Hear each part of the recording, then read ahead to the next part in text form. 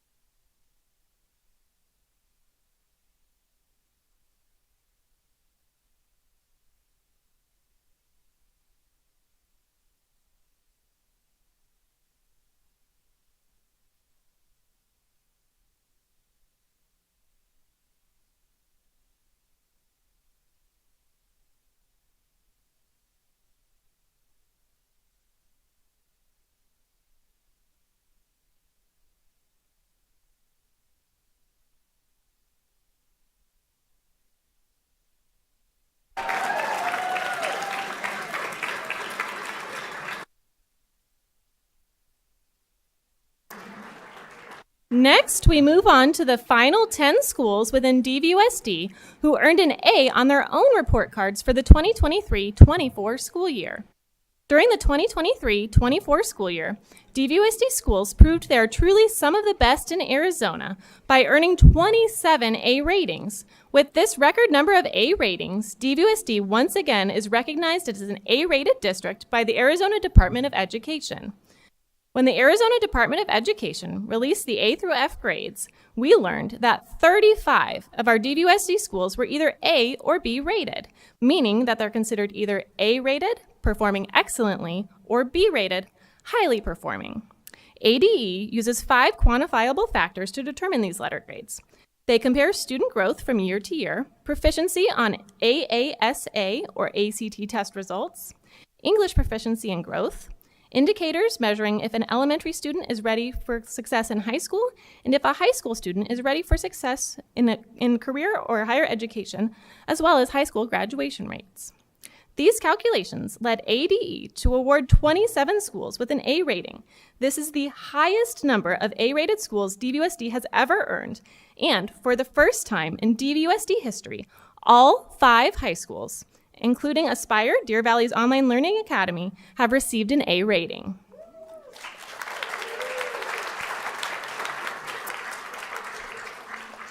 Principals and school staff, I will read a short statement about your school. After I finish reading your statement, please come forward to Dr. Finch to be congratulated by the superintendent and governing board. First up tonight, as you may see, is Mountain Shadows Elementary School. Principal Brian Eberwein had this to say about his campus and the coveted A rating. Earning an A rating is a testament to the hard work and dedication, as well as resilience of our students, staff, families, and community. It reflects our collective community.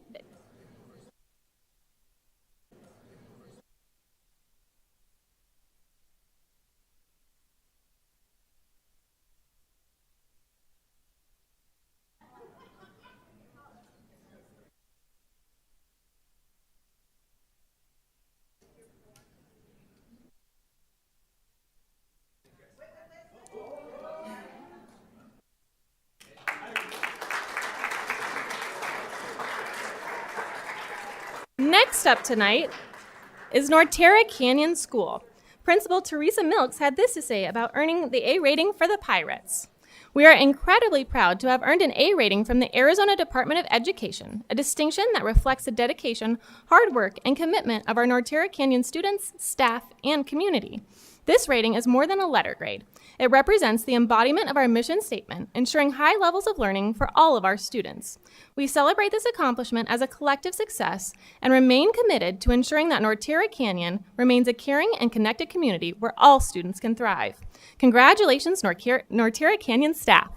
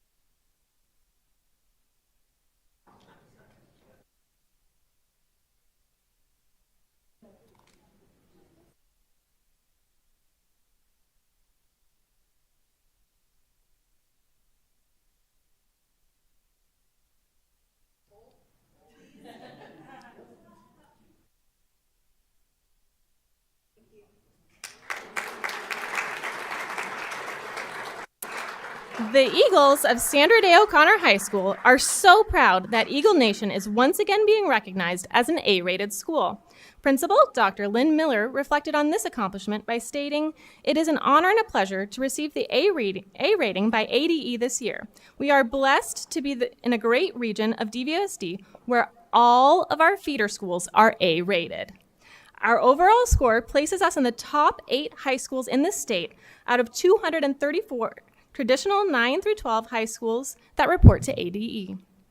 This is incredible work, and we are so excited about it. Receiving this letter grade all stems from the hard work of our students, staff, and the excellent support that our parents have always provided Eagle Nation, and this is what makes OHS so great. Thank you, Eagle Nation, for showing up tonight and for all of your support. We could not do it without you. Keep up the great work, and let's do it again next year. Congratulations, Sandra Day O'Connor High School staff."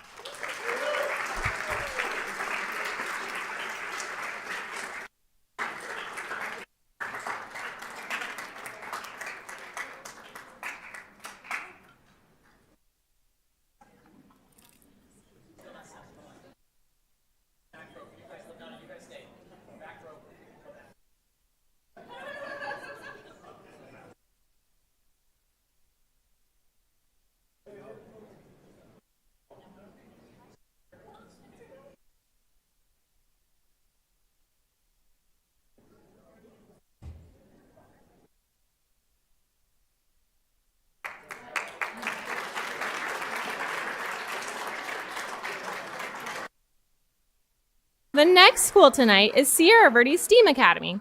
Principal Brittany Hughes had this to say about the Vipers once again earning an A rating by ADE.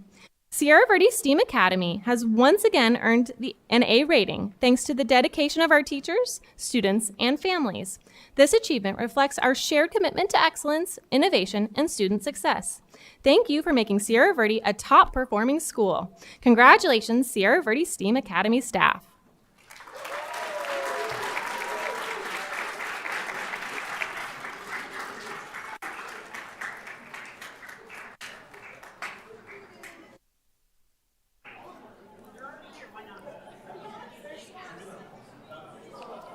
Okay.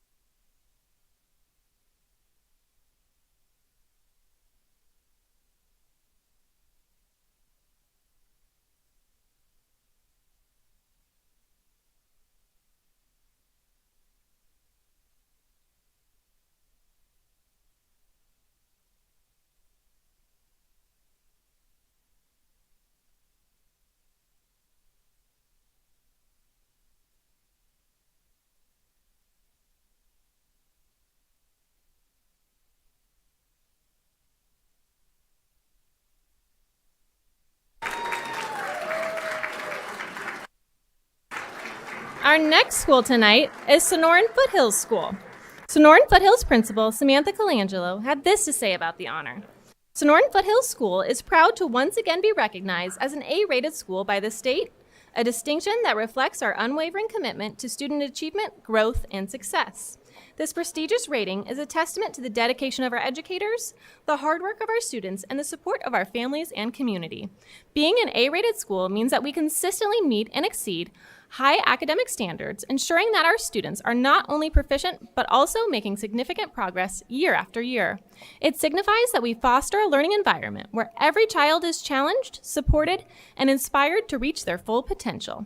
Every day, our educators pour their passion and expertise into thoughtful lesson planning, intentional instruction, and meaningful student engagement. They cultivate classrooms that are not just places of learning, but communities where curiosity is encouraged, mistakes are embraced as learning opportunities, and success is celebrated. With a relentless focus on academic excellence and social emotional well-being of every student, our staff ensures that Sonoran Foothills remains a place where all learners can grow, thrive, and achieve. Congratulations, Sonoran Foothills School staff.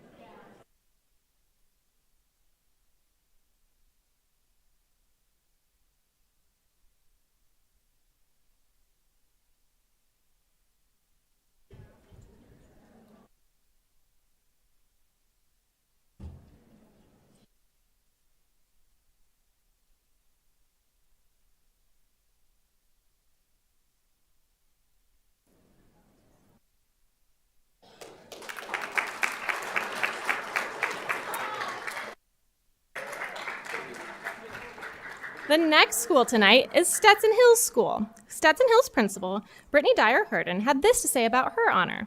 We are incredibly proud to have earned an A rating from the Arizona Department of Education, a distinction that reflects the dedication, hard work, and commitment of our students, staff, and community. This rating is more than just a letter grade. It represents the embodiment of our mission as educators to foster excellence, provide a supportive learning environment, and ensure student success. Our staff works tirelessly to create engaging and high-quality instruction while prioritizing the well-being and growth of every student. The achievement is the testament to the perseverance of our students and unwavering dedication of our teachers and support staff. We celebrate this accomplishment as a collective success and remain committed to continuous improvement, ensuring that Stetson Hills remains a place where all students can thrive. Congratulations, Stetson Hills School staff.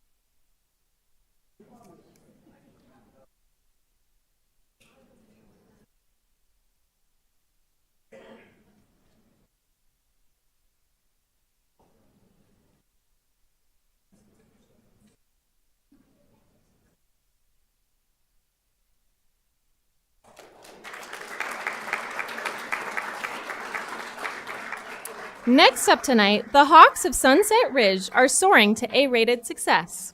On behalf of the Sunset Ridge community, Principal Cassie Hauk had this to say: "We're honored to be recognized as an A-rated school in Arizona for the 2023-24 school year.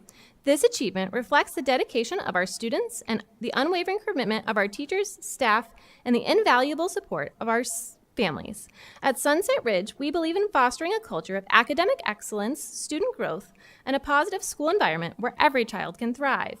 Our success is driven by strong instructional practices, a focus on student well-being, and a shared commitment to continuous improvement. The recognition reaffirms our belief that when we work together, we create opportunities for all students to achieve at their fullest potential.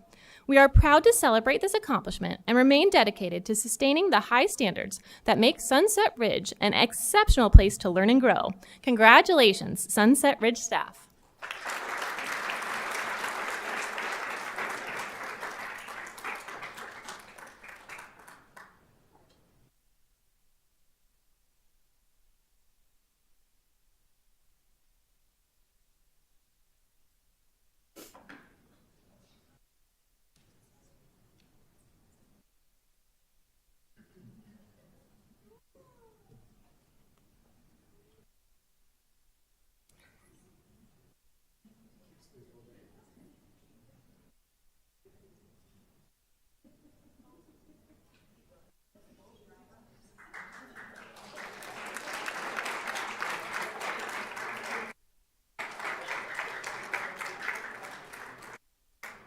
Next up, the principal of Terramar Academy of the Arts, Sharon Weiser, decided to really throw me a curveball and presented this poem for her celebration.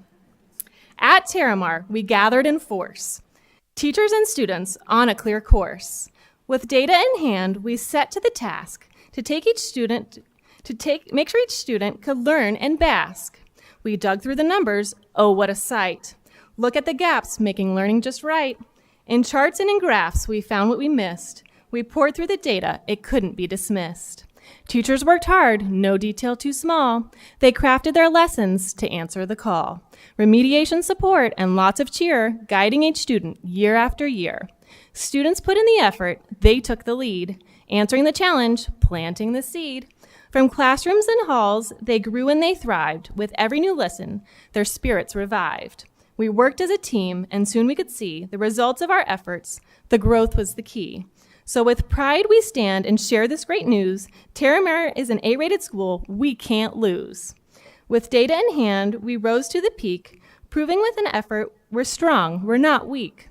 So let's all cheer for the work we've done Terramar success is second to none. Terramar strong, Titan family strong. Congratulations, Terramar Academy of the Arts staff.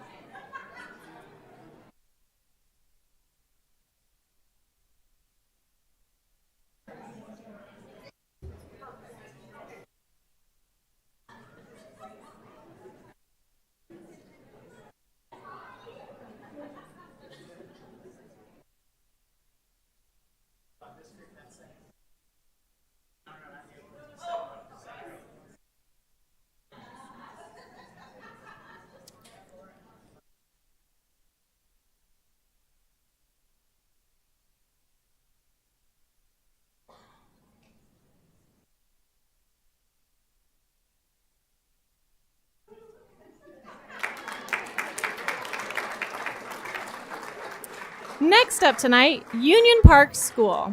The administrative team at Union Park School had this to say about once again being named an A-rated school. Union Park earning an A rating means the world to our entire Toro familia. Our teachers, staff, parents, community, and most importantly, our students work so very hard to accomplish this goal.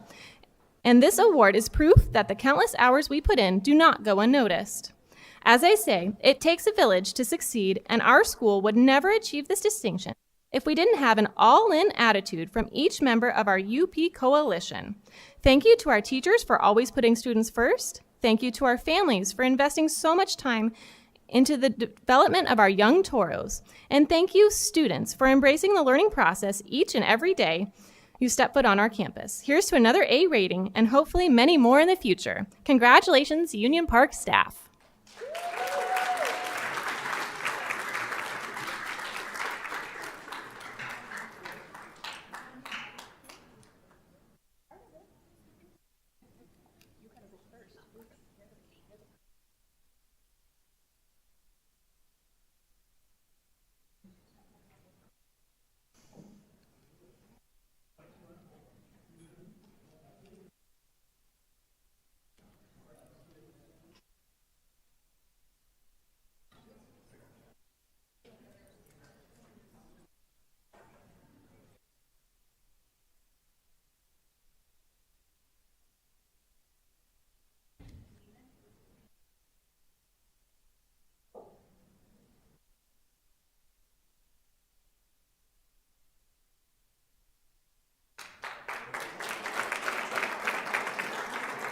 The West Wing Mustangs are proud to once again be recognized as an A-rated school. Here's what Principal Shelley Schubert had to say about West Wing success as a school. The achievement reflects the dedication, perseverance, and excellence of our incredible students, staff, and families. At West Wing, we are committed to learning and growing at the highest level, always striving for academic excellence. Our hard-working students and teachers embody grit and growth mindset every day. And this recognition is a testament to their relentless pursuit of success. We are honored to celebrate this achievement. Go Mustangs! Congratulations, West Wing staff.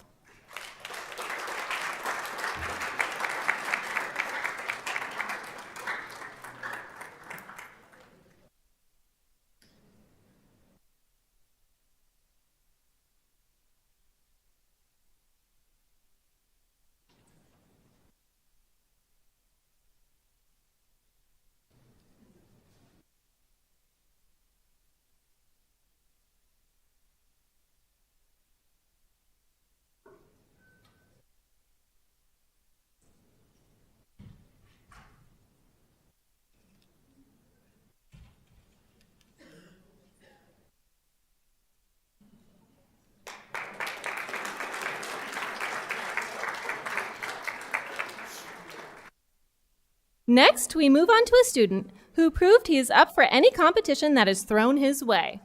After 43 grueling rounds of tough competition, sixth grader Marshall Agee from Union Park secured the title of DVUSD Spelling Bee Champion after putting on an impeccable performance.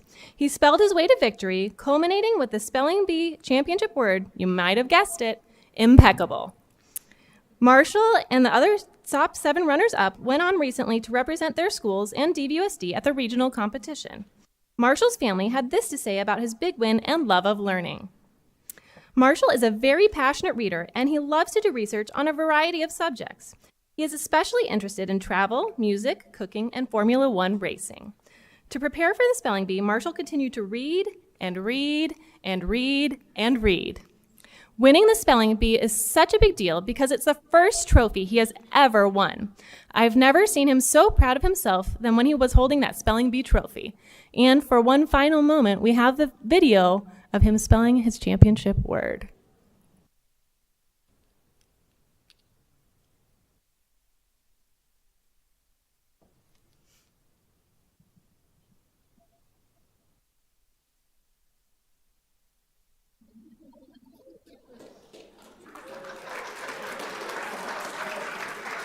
Congratulations, 2025 DVUSD Spelling Bee Champion, Marshall Agee.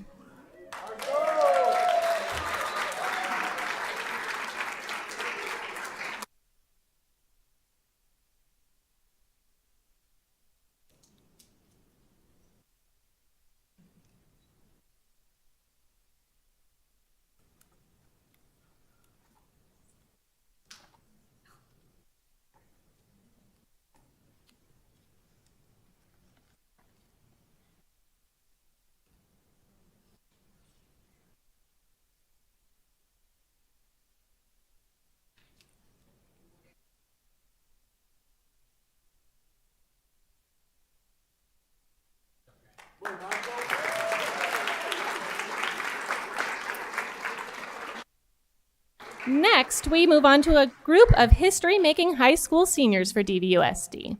For the first time in district history, DVUSD had a student representing all 5 high schools named as a Flynn Scholar Foundation semifinalist.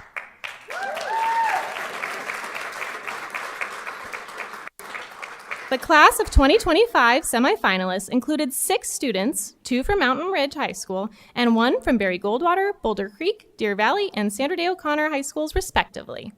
These semifinalists were selected based on their academic achievement, leadership, and service, as well as their personal characteristics from a pool of more than 1,100 applicants who submitted in October. These semifinalists, not named as Flynn Scholar Finals, will win a $15,000 scholarship and if they choose to attend 3 of our public universities in Arizona. The Flynn Scholarship, now in its 40th year, is valued at more than $135,000 and provides a full ride covering tuition, housing, meals, and at least 2 study abroad experiences in partnership with Arizona's public universities. Tonight, while we'll be celebrating these 6 exemplary students, DVUSD has recently learned that among them are 2 Flynn Scholar finalists. Bianca Leonard is our first finalist tonight from Barry Goldwater High School. She had this reflection upon learning she was named a semifinalist. Being named a semifinalist for this award was an incredible honor and an unexpected privilege. I am deeply grateful to the Flynn Foundation for recognizing the leadership potential that I have in my application and advancing me further into this competitive process. Through my preparation, I had the opportunity to connect with several Flynn Scholar alumni whose advice and insights will stay with me forever. Congratulations, Flynn Scholar semifinalist Bianca Leonard.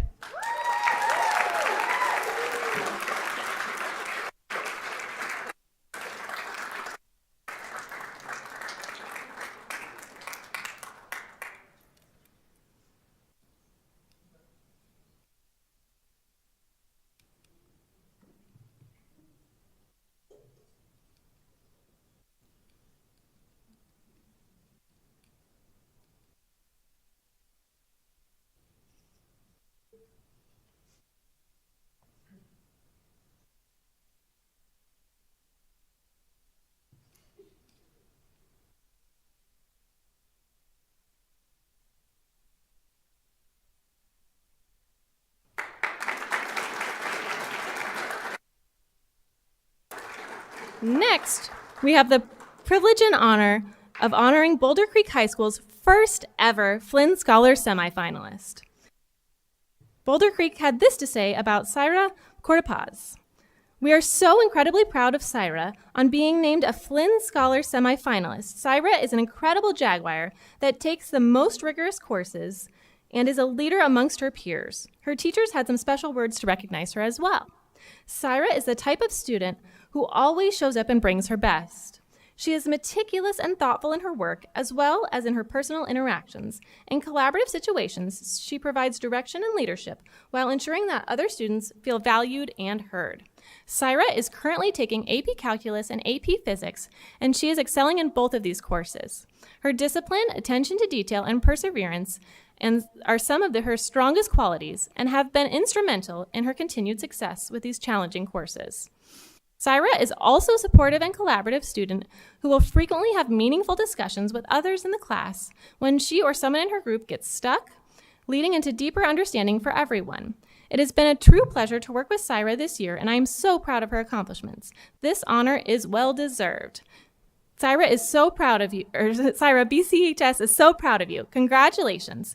Congratulations to Flynn Scholar semifinalist Syra Cortopaz. I don't believe she's here tonight, but we wanted to recognize her.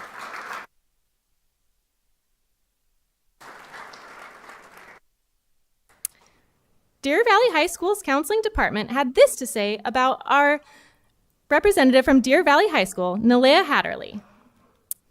Nalea entered her senior year ranked top 10 in her graduating class. She has exceptional grades and is highly involved both inside and outside of school. She participates in theater, dance, National Honor Society, as well as several other clubs. Recently, she found out that she has earned a trip to nationals for her theater based on her monologue performance. She will have a seal of biliteracy on her diploma due to her proficiency with both English and Spanish. She is also earning her associate's degree 1 week before her high school graduation due to the number of dual concurrent enrollment credits she has earned from our partner college, Rio Salado College. She is a standout student at Deer Valley High School, and the Skyhawks are so proud. Congratulations, Flynn Scholar semifinalist, Nalea Hatterley.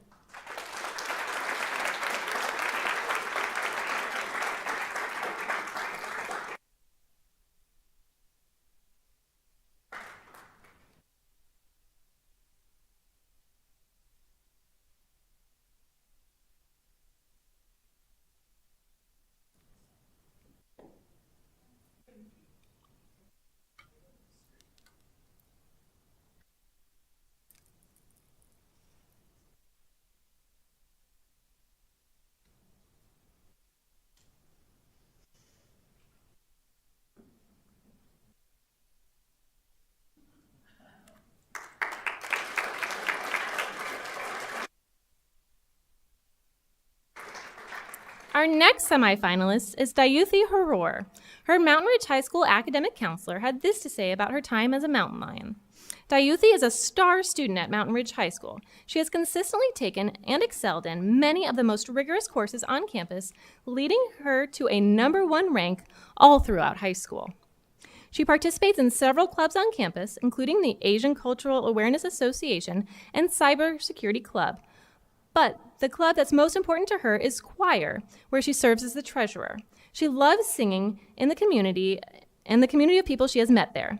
Dayuthi has also contributed to the culture on her campus as a freshman mentor, helping many of the new freshmen navigate the intricacies and challenges of high school.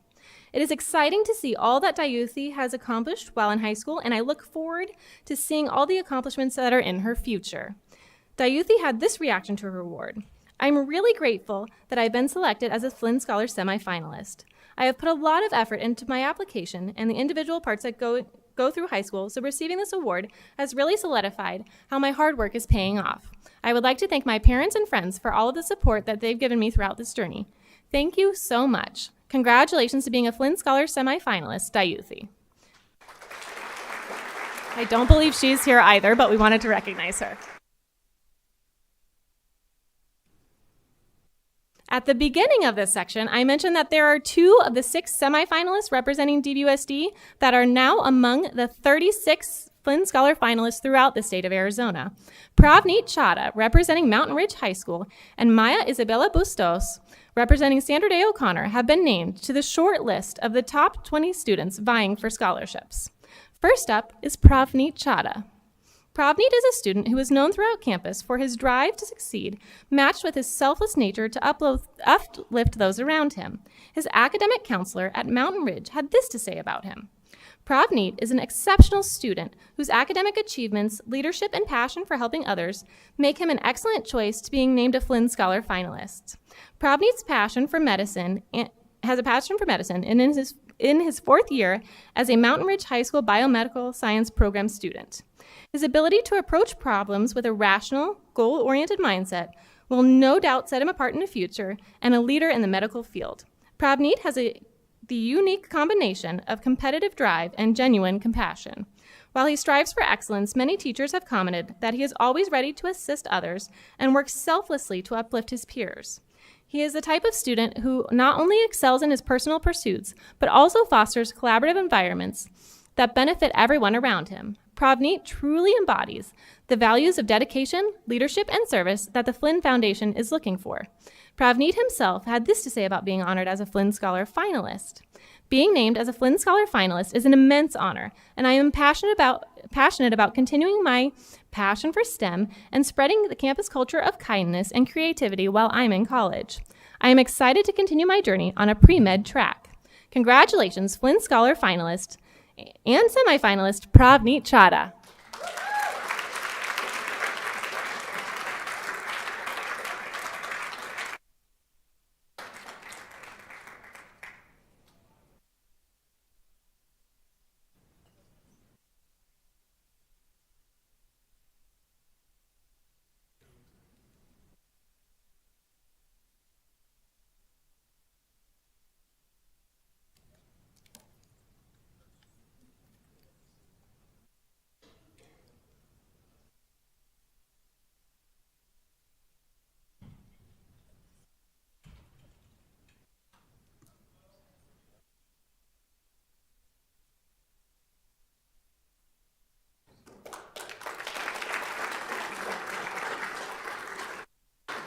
And proudly representing Eagle Nation in the class of 2025 Flynn Scholar finalists is Maya Isabella Bustos.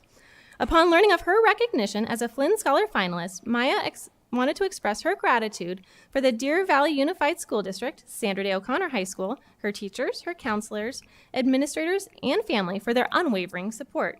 She sees the award as a validation of her personal growth from an introverted girl to someone who actively works to improve the world, whether it's through her engagement in the classroom or passion in extracurricular activities such as varsity golf, Culture Connect, or mock trial, and more. Maya aims to use her award in this position as a Flynn finalist to inspire young girls of color and all of the youth to pursue their dreams, emphasizing that anything is possible with motivation and support. She is energized by this recognition and is committed to honoring Sandra Day O'Connor in her future endeavors, as she hopes to get one day into the field of international law herself. Congratulations to one of DVUSD's Flynn Scholar finalists, Maya Isabella Bustos.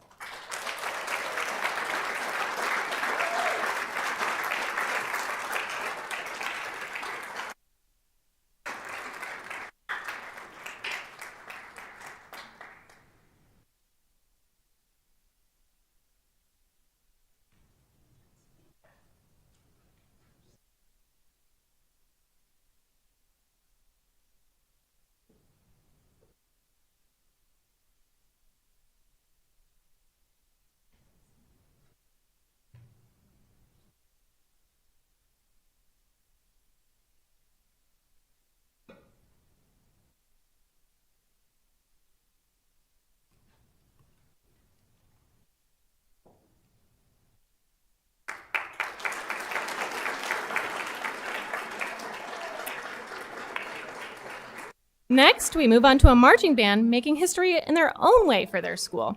For the first time in Barry Goldwater High School history, the Goldwater Pride Regiment Band won first place in the Division III Arizona Band and Orchestra Directors Association Marching Band Competition. Of the 4 divisions, Goldwater was the only champion to sweep all 5 captions, including music, visual, general effect, percussion, and color guard. Band director Renee Young Esparza reflected on the win in this way with the utmost of gratitude. This accomplishment has been a meaningful reward for our band students, but our victory could not have been reached without the support of our band staff, band parents, Goldwater administration, fine arts department, and support staff. This Goldwater Village helped fit uniforms, feed meals, buy music, maintain our field, arrange our transportation, cheer us on at performances, schedule facilities, and you name it, they did it. Without this kind of love and support, there's no way our band could have won. On that Saturday in October, our students came off the field knowing they had performed and entertained our audience with our very best. To us, that was the real prize, but getting this hardware is nice too. We sincerely appreciate this recognition, and we hope to be here again next season. Congratulations, Division III Abota State champions, Barry Goldwater High School's Pride of the West, Barry Goldwater High School's Pride Regiment Marching Band.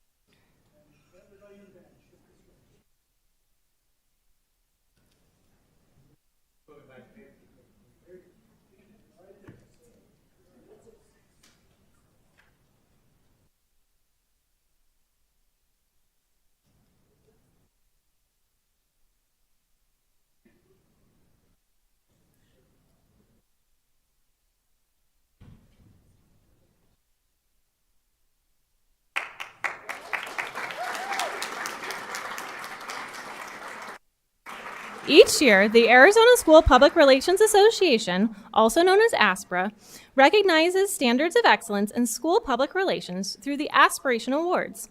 Winning entries demonstrate how sound public relation principles, creativity, and commitment to improving communications were used in pursuit of organizational goals. Since I'm actually part of this team, I thought it might be better to hear from someone other than me.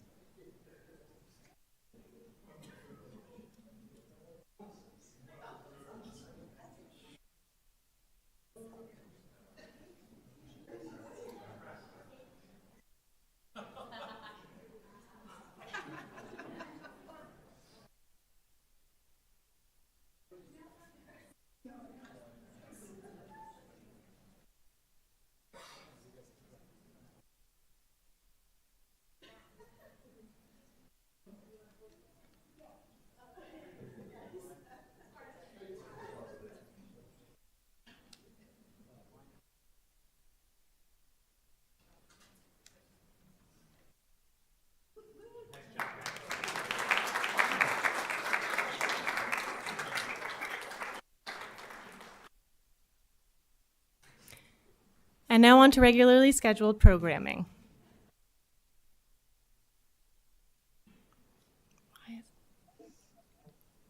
Maybe, if we can get this video to stop.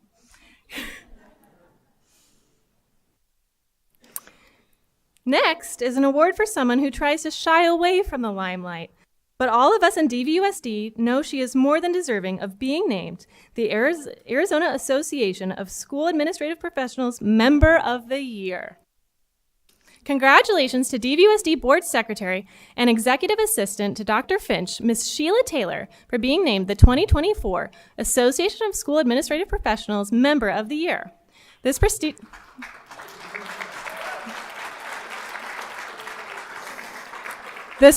award recognizes outstanding leadership, professionalism, and dedication to Deer Valley Unified School District, as well as her active involvement in ASAP.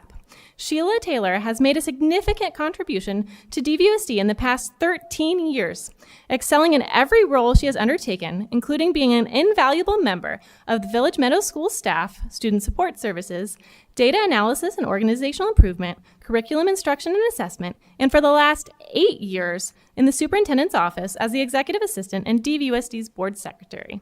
In her current role as governing board secretary, she has been instrumental in fostering a positive culture among schools and department secretarial staff. One of her key initiatives is the creation of a secretary mentoring program, which offers new secretaries guidance in building their knowledge and confidence. Ms. Taylor is highly organized and detail-oriented, consistently demonstrating exceptional time management and multitasking abilities. She is a proactive problem solver, always anticipating potential challenges and addressing them professionally, with remarkable flexibility to adapt to new situations that may arise. In her position, Ms. Taylor expertly balances multiple priorities while coordinating them seamlessly between board members, administration, staff, and community. She approaches her responsibility not only with respectfulness, but also with grace and professionalism. Her communication is always clear and appropriate, fostering strong relationships with all stakeholder groups. Beyond fulfilling her own duties, Ms. Taylor has mentored and supported numerous DVUSD secretaries, as well as governing board secretaries across all of Arizona. She is always willing to assist her peers, whether it's discussing policies, clarifying guidelines, or simply offering a compassionate ear. Through her work, she upholds the highest standards of ethics, confidentiality, and discretion, fully understanding the sensitive nature that's handled as a governing board. As Dr. Finch has said about her role as the superintendent's board secretary, the board secretary has to be a person that has character, integrity, attention to detail, and must have people skills. Sheila has all of these in spades. Congratulations, ASAP Member of the Year, Sheila Taylor.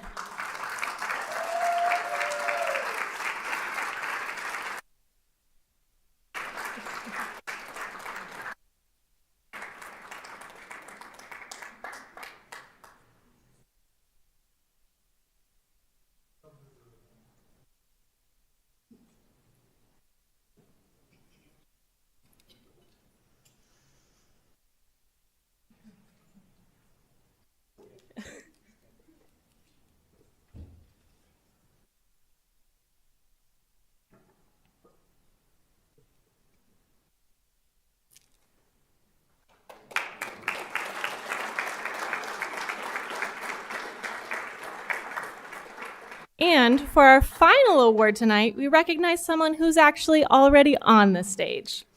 Arizona School Administrators named our very own DVUSD Superintendent, Dr. Curtis Finch, as the All-Arizona Superintendent of the Year for large districts.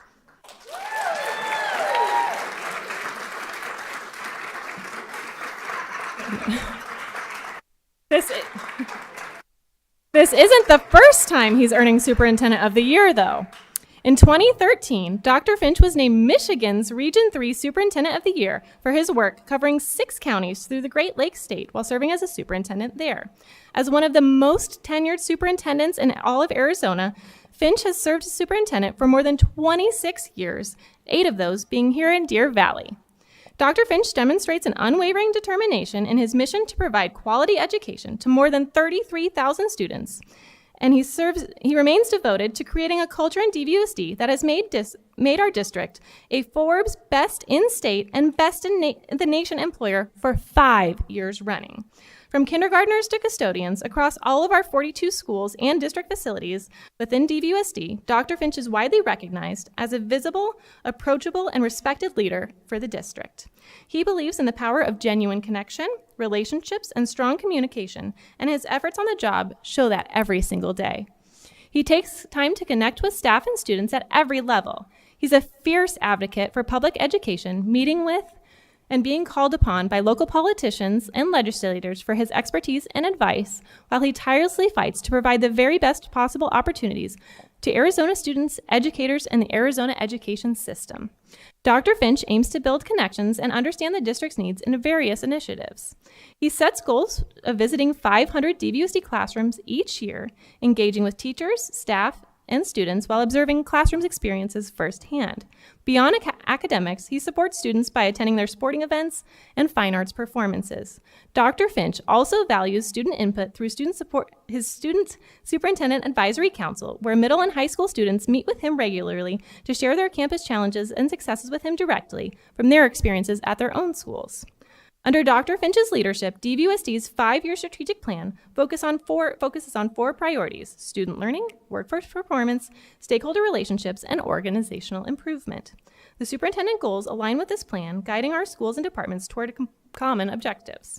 Dr. Finch has a leadership role in curriculum instruction, making sure he has a hand-on approach. He champions academic success, regularly recognizing both students and staff at board meetings and in school events. He believes in professional learning communities, and in fact, DVUSD is a model PLC district within the nation. Congratulations, ASA Superintendent of the Year for Large Districts, Dr. Curtis Finch.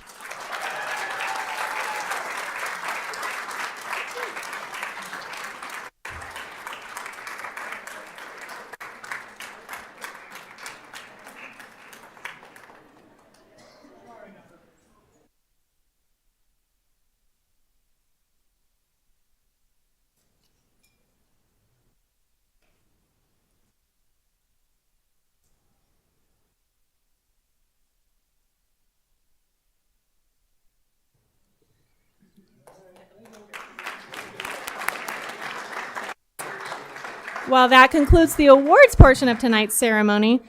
Many of you may or may not know that February is National CTE Month. As part of honoring the 24 CTE programs currently offered at our 5 DVUSD high schools, as well as 33 programs in DVUSD that are offered in partnership with WestMech, our CTE department, as well as some of our CTE students, are in the audience tonight and have prepared a short presentation about our CTE programs.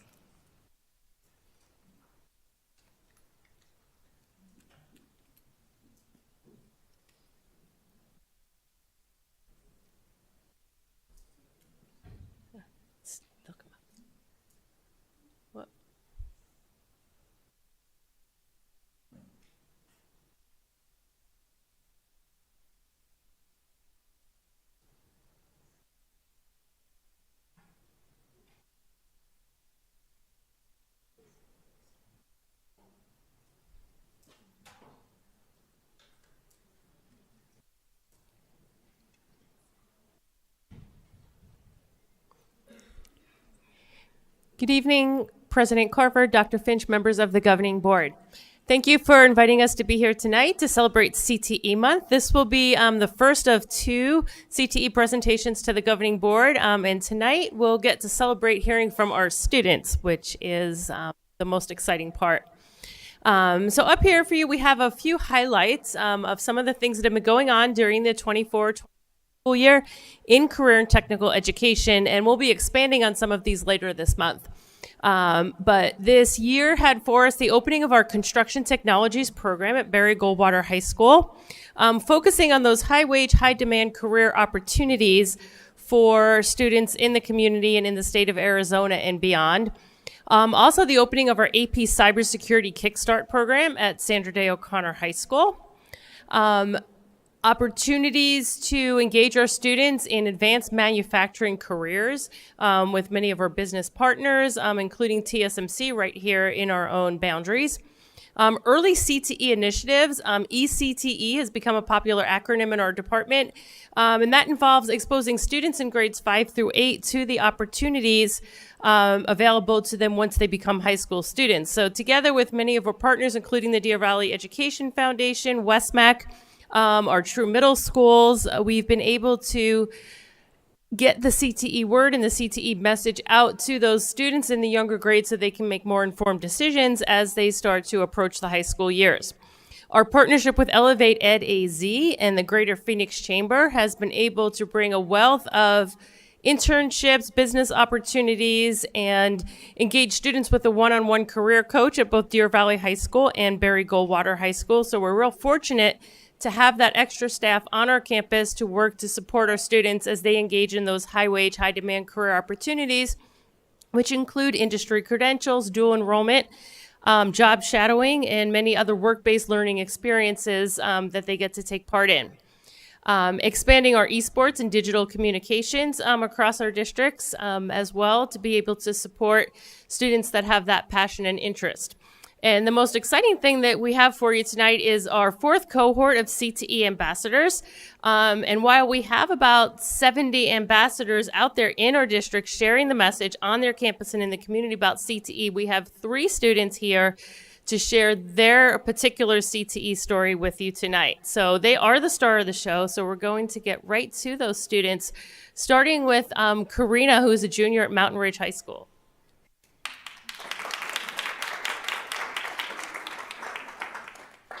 Good evening, everyone. My name is Karina Kapadia. Like she said, I'm a junior at Mountain Ridge High School, and I'm here representing the marketing CTE program. So I first joined the marketing program because I was drawn to advertising and business, but little did I know that the program would provide me with invaluable skills that would shape my. Throughout my time in CTE, I've learned a variety of technical skills from management, market research, and branding to professional skills like communication, problem solving, and teamwork, all of which are essential in today's fast-paced work environment. One of the most significant aspects of my CTE journey has been my involvement with DECA. So I am a proud member of Mountain Ridge DECA, where I'm a chapter officer, and I'm so excited to officially announce that I have been chosen as a candidate for the Arizona DECA State Officer Team.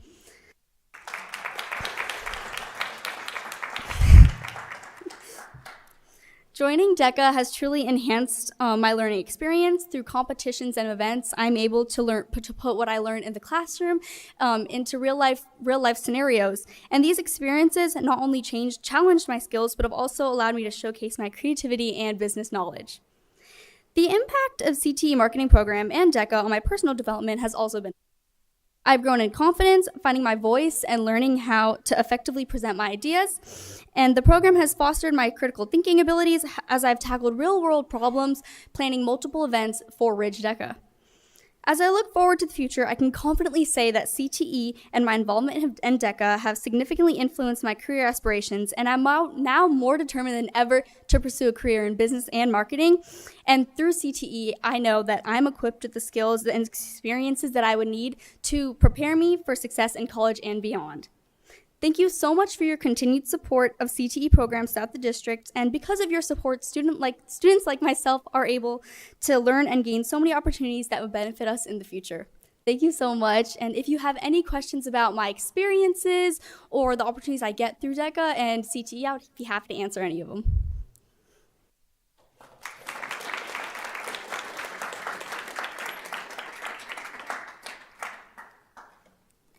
And joining us tonight from Deer Valley High School, Nathan Narek.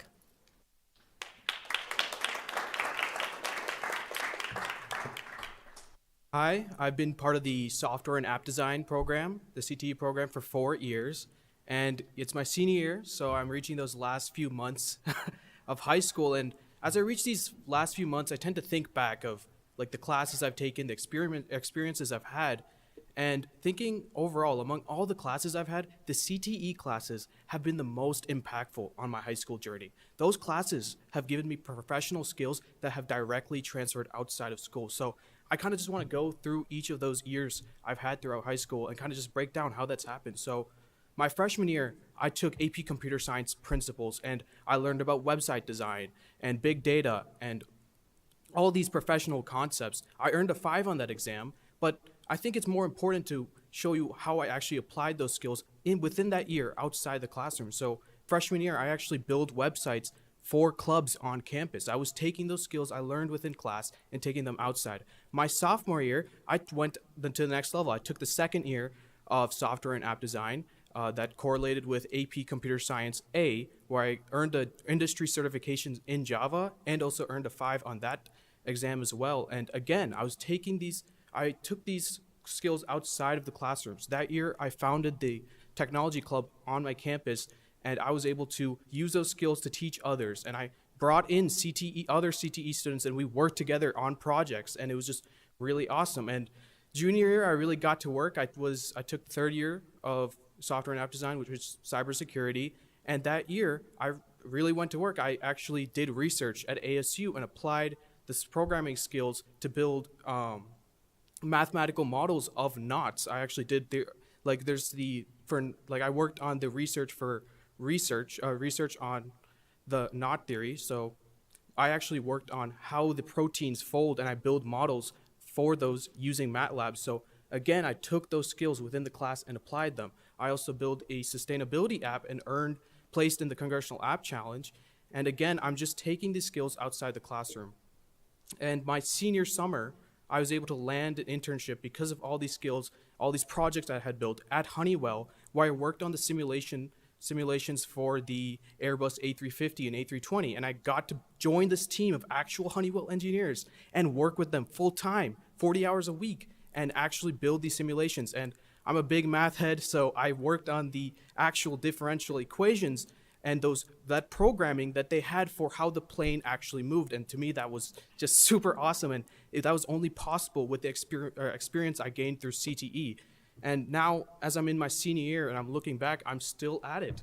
I'm now working on doing this challenge it's called the NASA App Development Challenge, where I got the chance to build the Artemis 2 model for this actual flight path they're doing in 2027, and that has been just an awesome opportunity as well. So kind of thinking back, a huge theme with CTE has been taking those skills that I learned within the classroom and directly applying them outside the classroom. So, if high school is supposed to prepare you for college and college is supposed to prepare you for your professional career, CTE is just quite literally the best shortcut there is. Thank you.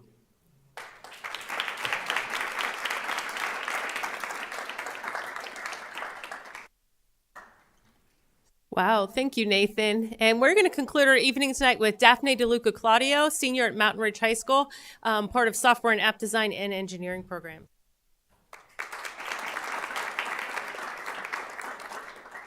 Buenas tardes, miembros de la Junta. My name is Daphne Camila de Luca Claudio, and I am a senior at Mountain Ridge High School. From a very young age, I knew that I wanted to go into engineering and go to space. And so when it came time for high school, I knew that I had to start then and there. And I heard about the engineering CTE and the software and app design CTEs at Mountain Ridge and knew that was exactly where I wanted to go.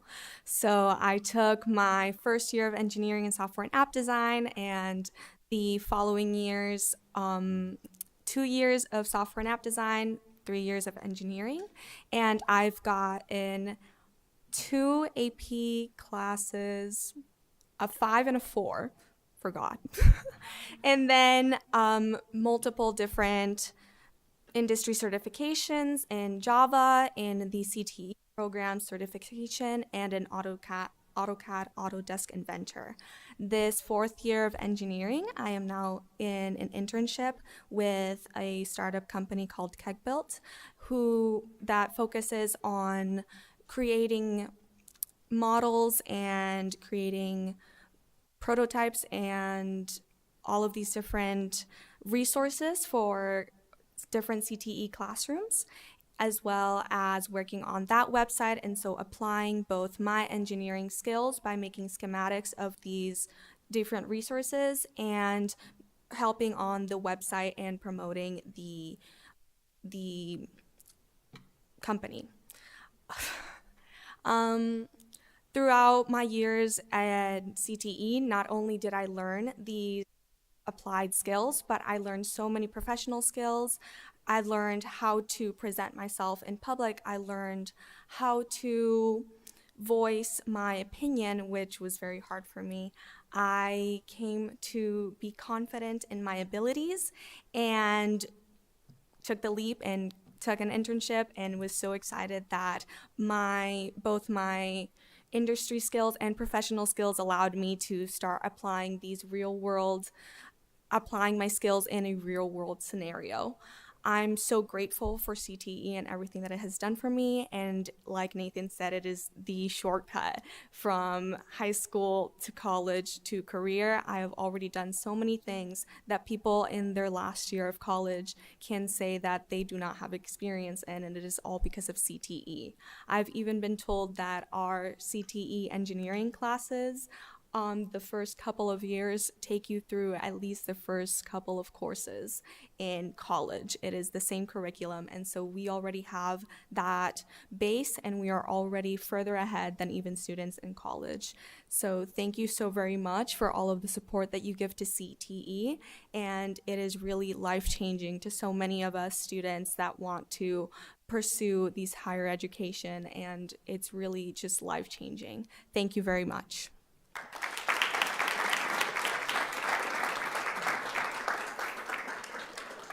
Thank you so much. We were only able to bring 3 of these fine young people to speak with you tonight, but back at their campuses, there's over 5,000 students experiencing CTE programs and about another 300 over at Westmet campuses experiencing hands-on CTE programs. So these are just 3 of our superstars, but there's lots more just like them back at their home campuses. So CTE is grateful to the governing board and the administration for their continued support in advancing CTE and DVUSD to build stronger workforce in Arizona. We look forward to bringing our staff to share our program update with you later this month.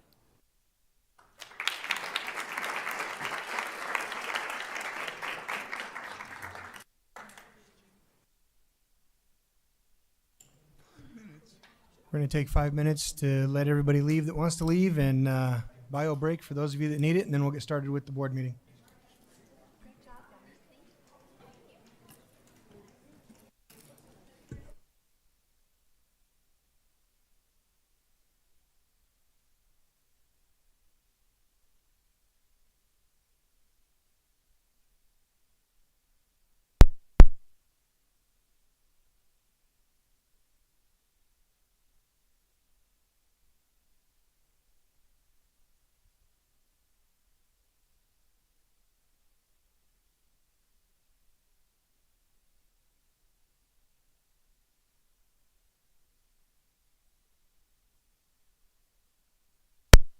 Park in the first one and then cross another parking lot.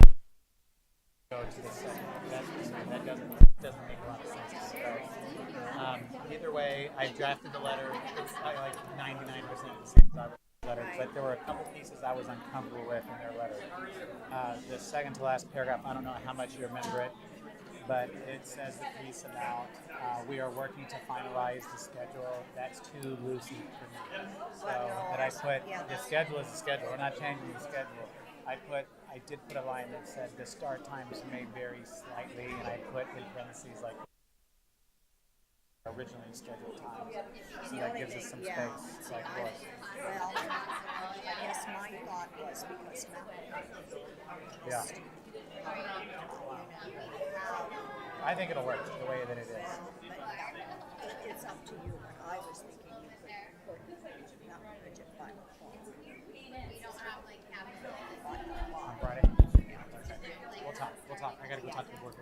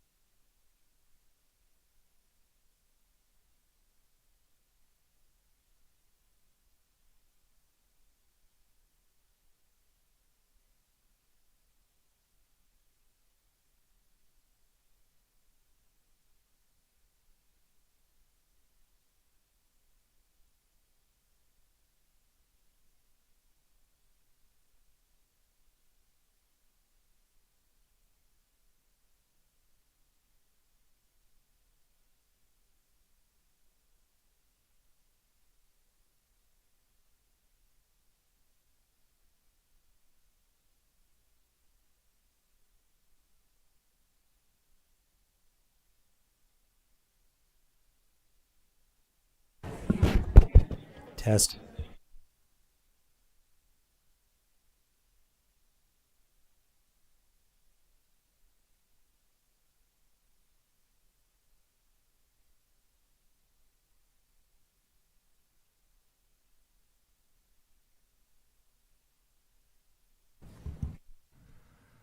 I'd like to call tonight's meeting of the Deer Valley Unified School District Governing Board to order. Let the roll show that all board members are present. Dr. Z, could you afford us the Pledge of Allegiance? If you can stand and join us, we'd appreciate it.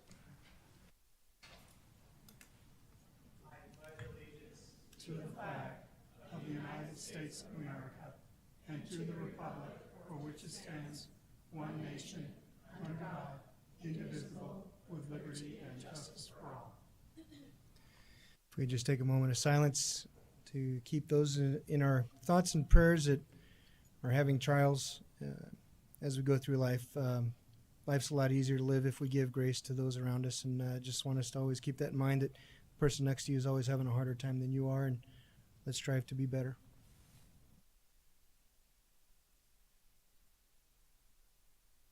Thank you.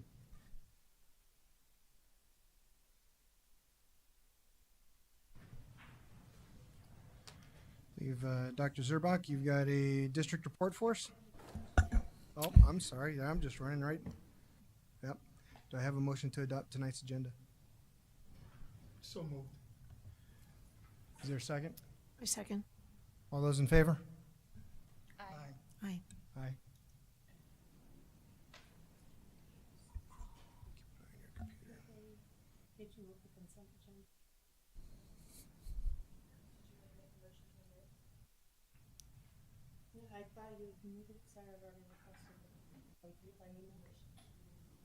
You have to make a motion to amend, because the agenda's already been adopted. So you have to make a motion to adopt the, or amend the agenda. Okay.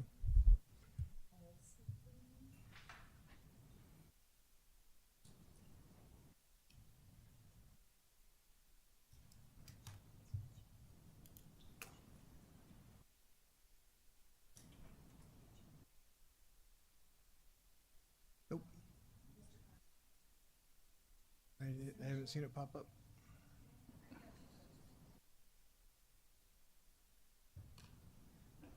That would be nice, wouldn't it? Okay. You can go ahead and mark that as aye, please, and I'll take care of that.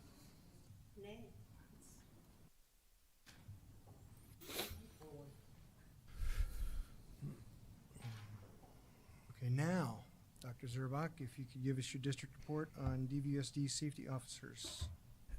Thank you very much. Good evening, President Carver, members of the board, Dr. Finch, and the community.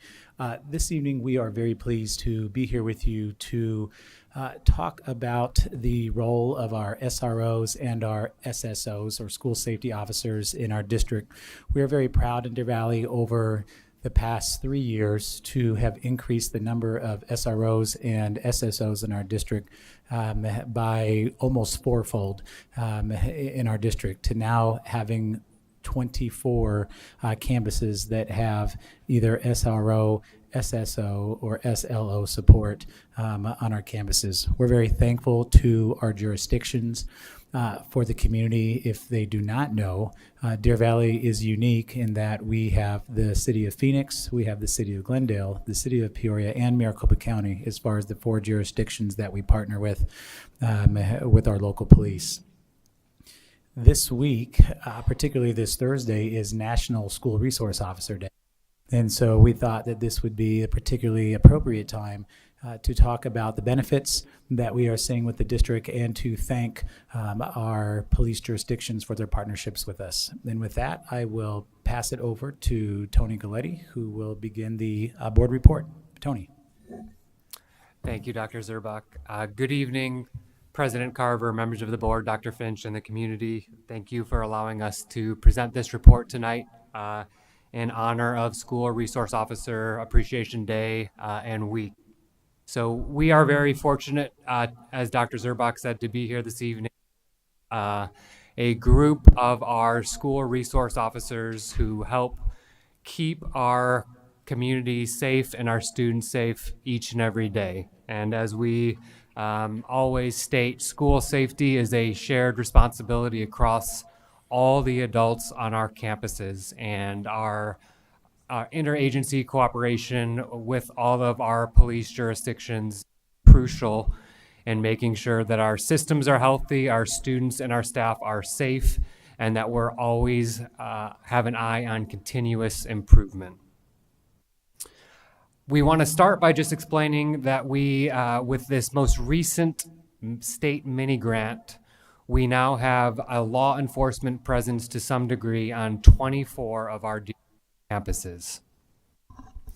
As you can see on the slide above, we have full-time school resource officers on 5 campuses, and we have school safety officers on 19 of our campuses. And we'll get into those differences in a moment. The funding for these officers comes from a variety of sources, which include our district M&O budget, federal Stronger Connections grant, and then 2 ADE grants, the ADE School Safety Grant, as well as the ADE School Safety Program Mini Grant, which is our most recent funding source. And to talk a little bit about the school resource officer versus the school safety officer, we've prepared this information as well. School resource officers are sworn active law enforcement officers who are responsible for safety and crime prevention across our schools. They have specialized training, which Sergeant Barton will get into here momentarily, and they are specialized in youth and an education environment. Those are our school resource officers, often referred to as SROs. Our school safety officers are either off-duty officers or retired sworn law enforcement officers who are working on their off days, or if they're retired, of course, picking up those shifts daily. They also receive specialized training from the state to work in schools, but not quite to the level of a SRO. However, the primary goal to both the school resource officers and school safety officers, we are creating safe learning environments, and we are most importantly building relationships with our kids, our staff, and our community to keep our campuses and communities safe. And I'm now going to pass the mic over to Sergeant Ken Barton of Phoenix Police. Thank you, Tony, and good evening, board. The core responsibilities of the officers, whether they're school resource officers, whether they're SS, the main thing that we're focused on is safety, ensuring campus security and safety. We want students to be able to learn in an environment where they're free of worry. That's a huge focus. There shouldn't be a distraction of worrying about what could happen at the school. We want them to feel safe so they can learn. Building positive relationships with students and staff. That's the role of that officer that's on that campus, is developing those relationships, and at the same time being a positive law enforcement model.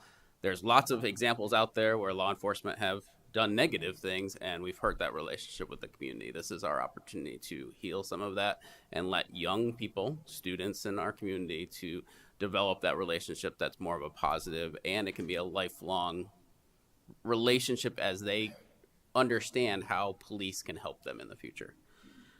Provide law enforcement related education. On the next slide, when we get to it, I will give you some of the topics that we teach on, but we are actively in classrooms teaching. Assist with emergency preparedness. We want the school to be prepared in case of emergency. We have spent most of this year focusing on, if a critical incident was to happen, that we would get information to the police as fast as possible so that we can respond effectively. The idea, we've worked on things to bring that time down in order to get medical, if it's a situation where medical was needed quickly, to get medical there faster to help anyone that's injured. Counseling students in a non-disciplinary matter, like being a mentor, being a positive adult that can help guide a student in a direction that they can be successful in life. Support school administration in safety protocols. So we share opinions on things that we have learned and at how we look at stuff as law enforcement in order to help the school to be a safer environment. So some of the law-related education stuff based on the school that we're in, things like bike safety for an elementary school or learning the law through mock trials. Like we have set up kind of scenarios, scripts that we can take. It's like Goldilocks on trial. And we have students fulfill all those roles between Goldilocks and the Bears and a judge. And they talk through it all. And it's a pretty neat experience to watch. Being an upstander, being somebody in the community that's giving back, that's bringing in positive stuff. For middle school, bullying prevention and cyber safety and decisions. The internet is huge and everybody has access to their fingertips, and we don't want kids to get in trouble or to cause stuff that's going to affect them lifelong. High school, we have drug awareness prevention, things like fentanyl, meth, etc., vaping, and then things when you turn 18. Things change when you turn 18. Your responsibilities change, but we want to prepare them for that. A lot of these and other curriculums are available at the lawforkids.org that you can look up, and they're the curriculums that we use in order to develop our teachings. And then some of the specialized trainings that SROs receive is we have all the normal law enforcement requirements. We have to stay Arizona Post certified and do all the trainings that keep us aligned with being police officers in Arizona. We have yearly SRO trainings that are provided by our department and other stuff that we attend. We're required to go to ADE trainings to be better SROs and to learn to ultimately reach kids and help the school stay a safe place. We have critical response trainings. We went recently to developing a warm zone. If you have an active critical incident, we might not be able to clear an entire school quickly, but what we can do is use officers as a buffer to make a warm zone that will allow fire department to come in and help the injured. And we practice that repeatedly in multiple scenarios so that we could set it up fast and get the help to people in need. And then things like NASRO and ASROA, which is National Association of School Resource Officers, and then the Arizona School Resource Officers Association do yearly trainings that we attend.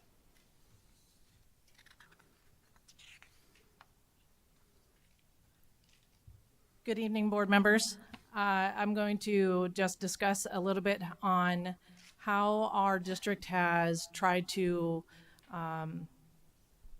gain a police partnership with the different agencies that we work with, and what are some of the benefits of that partnership. So we have been completing some campus walks. We have invited police officers to attend the campus walks as they help provide information through a law enforcement lens. Officers have offered valuable insights during safety walks, enhancing campus security from a school safety perspective. We have observed lockdown drills alongside officers and conducted debriefs with school administrators to provide guidance on areas for improvement or to commend schools for their strong performance. Each quarter we have a safety meeting. We meet with directors from various district departments to discuss school safety, with officers from multiple agencies joining to share their experience and expertise. Through our partnership with police agencies, we receive valuable insights on current trends and circumstances they are observing and addressing. Earlier this year, following a tragic incident at a school in another state, our city experienced a significant increase in school threats. Our law enforcement partners kept us informed and supported us in navigating situations within our district. Sergeant Barton has generously provided valuable training sessions for our front office staff on multiple occasions, ensuring the information is always relevant and well received. We are truly grateful for our law enforcement partners and their unwavering support, always being available to assist us whenever needed. As mentioned earlier, we have 5 campuses that have full-time SROs. I would like to take a couple minutes to introduce the officers and what schools they are working upon and how long they've actually been within the agencies. So at Barry Goldwater, we have Officer Rhodes from Phoenix Police Department. Officer Rhodes is unique as she actually has an educational background. She was a former teacher and school administrator. This is her 3rd year as a SRO and being at Barry Goldwater. Over at Deer Valley High School, we have Officer Brockschmidt from Glendale Police Department. He's been 10 years at Deer Valley High School, 7 years as the SRO, and 3 years as a 1-day-a-week rotation. At Deer Valley Middle School, we have an SRO, Officer Martinez from Phoenix PD. He has several years as our SRO, but 4th year at Deer Valley Middle. At Mountain Ridge, we have Officer Flanagan from Glendale Police Department. He has been with Glendale PD since 2009. Prior to becoming a SRO, he was a patrol officer. He's been a SRO for 9 years, and the last 4 years have been at Mountain Ridge. And then at Paseo Hills, we have our last SRO, Officer Henry. He is also with Phoenix PD, and this is his 1st year as a SRO and being at Paseo Hills.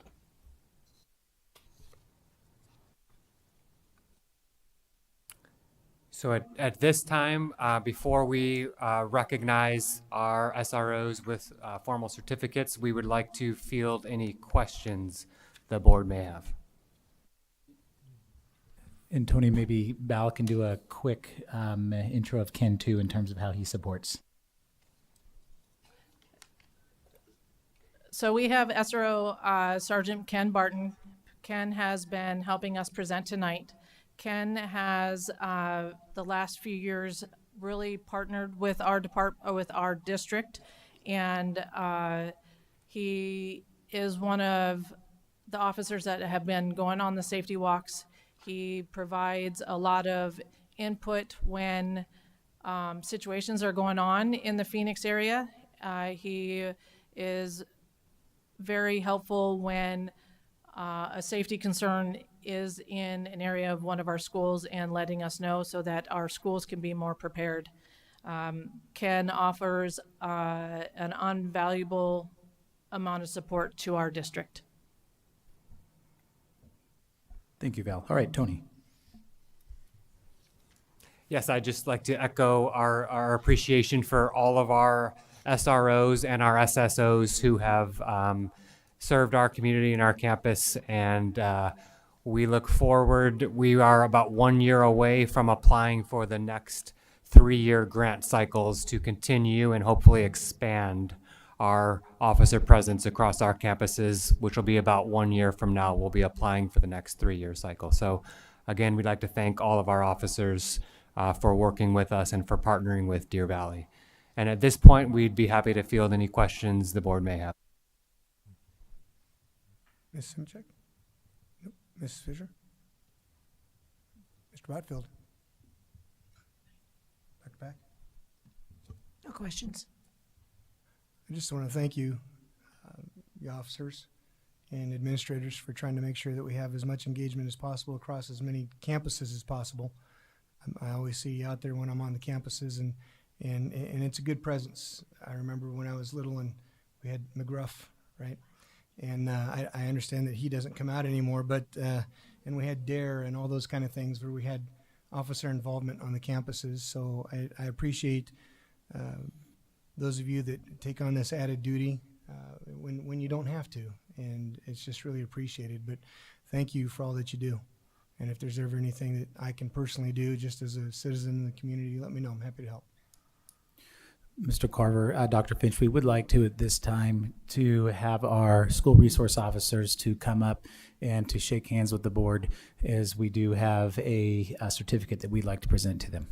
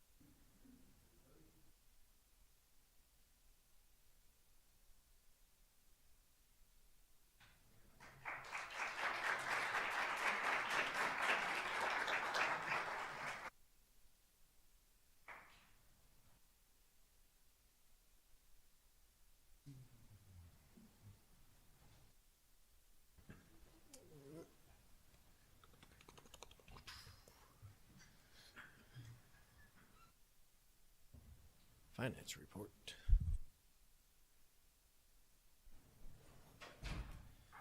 Next up, looks like we have Mr. Miglorino hiding in the back. Whenever you're ready, young man.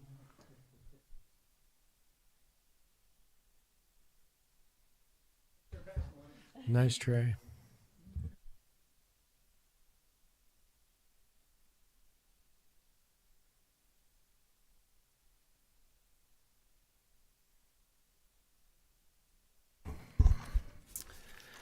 President Carver, members of the board, Dr. Finch, we have the monthly financial reports to share with the board this evening, starting with the M&O report for January. And just wanted to point out that we are starting to identify areas of the budget that we think will provide some potential carry forward for next year. It's still early in the fiscal year for us to be able to know definitively how the budget's going to end up, but we do think there are some vacancy savings within the certified contract lines that we are expecting. We do also are showing an overcommitment at the current moment in the school discretionary budgets and the department budgets. Again, in some cases that's due to, especially with the department budgets, it's due to outsourcing that's not completely offset, or that is being somewhat offset by the vacancy savings on the contract lines above. When it comes to the school discretionary budgets, many times the schools will allocate something to their M&O budget with the intent of being able to code it to another account by the end of the school year. Most of those accounts are cash controlled accounts, and they're counting on the revenue to which has yet to be received. They're still in the midst of fundraising and whatnot to be able to cover some of those expenses. That's a typical pattern that we see, so that's nothing to be alarming at this point, and currently projecting about a $775,000 projected carry forward, which is considerably less, and I'm being polite when I say that, than the carry forward we have in FY25, which is, I think, north of $13 million. So we have a long way to go to be on par with the amount of carry forward that we had built into FY25 with the what we're presenting in January. I'll pause there to see if any questions regarding the M&O report before I carry on. Any questions for Mr. Miglorino? Go ahead. The other two reports are just the student activity and auxiliary operations funds for, again, through January. We did revert back to, we thought there was some confusion with some of the expenditures that we were showing previously, so we did revert back to showing not only the revenue and the expenditures on a cash basis on both of these reports, and we'll do that going forward just so it doesn't create any more confusion. We tried to make sure that we were representing as much as what we knew in the previous month that we shared this with you, but I think that caused too much confusion. So we're just going to do this on a cash basis. Even though there are additional expenditures that are encumbered, we're not showing them on the report. Those are just the expenses to date, as well as the revenues to date on both these reports. Be happy to answer any questions. Any questions for Mr. Miglorino on student accounts?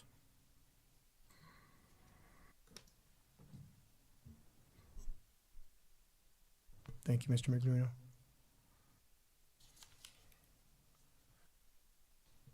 On to consent agenda. Do I have a motion for tonight's consent agenda? So moved. I move to approve the consent agenda. I move that the governing board approve consent agenda items 4A through 4.1. 4I. Second. All those in favor? Aye. Aye. Aye. Any opposed? Because there were, I had requested items be removed and it was ignored by both the board secretary and the vice president. I'm going to vote nay because there were concerning issues that needed to be discussed. On action item 5A.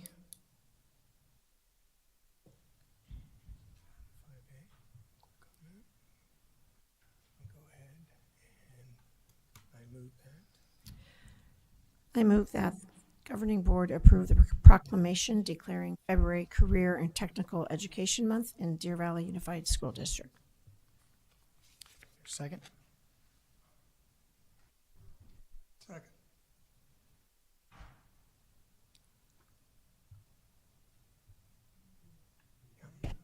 Okay. Whereas February 1st through 28th, 2025 is designated Career and Technical Education Month by the Association for Career and Technical Education of Arizona and the National Association for Career Technical Education, highlighting the transformative impact of career and technical education on individuals and communities. And whereas career and technical education equips students with essential technical and professional skills through practical, meaningful applications of core subjects like reading, writing, and mathematics, fostering academic success, leadership, and community engagement. And whereas the collaboration between career and technical educators, business, and industry drives local and national economic growth by preparing students for in-demand careers and strengthening Arizona's workforce. And whereas career and technical education provides lifelong learning opportunities, enabling individuals to adapt to evolving workforces, achieve career satisfaction, and secure economic independence. And whereas the leadership opportunities offered by career and technical education student organizations such as DECA, FBLA, FCCLA, HOSA, and Skills USA develop future leaders and innovators essential to Arizona's continued success. Now, therefore, I, Paul Carver, Governing Board President of Deer Valley Unified School District, do by proclaim February 1st through the 28th, 2025 as Career and Technical Education Month. And Gail, do you have something to add? I'm sorry, Dr. Galligan, do you have something to add? President Carver, no, just as our student said, we appreciate the board's support of our career and technical education programs, as well as allowing us to have this time in front of you. Thank you. All those in favor? Aye. Aye. Aye. Any opposed? Passes 5-0. Thank you. Thank you. 5B. I move that the governing board accept the administration's recommendation to pre-approve the addenda as presented. Is there a second? Second. Any discussion? All those in favor? Aye. Aye. Aye. Aye. Any opposed?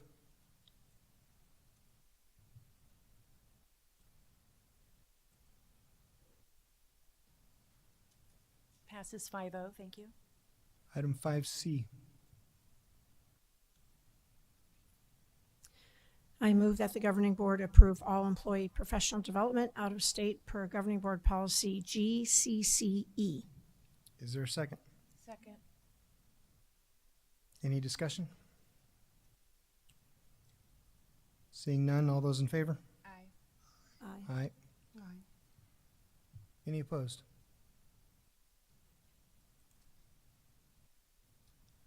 Passes 5-0. Item 5D. I move that the governing board approve superintendent and board members who request to attend the National School Board Conference in Atlanta, April 4th through April 6th, 2025. Is there a second? Second. Any discussion? Hearing none, all those in favor? Aye. Aye. Aye. Any opposed?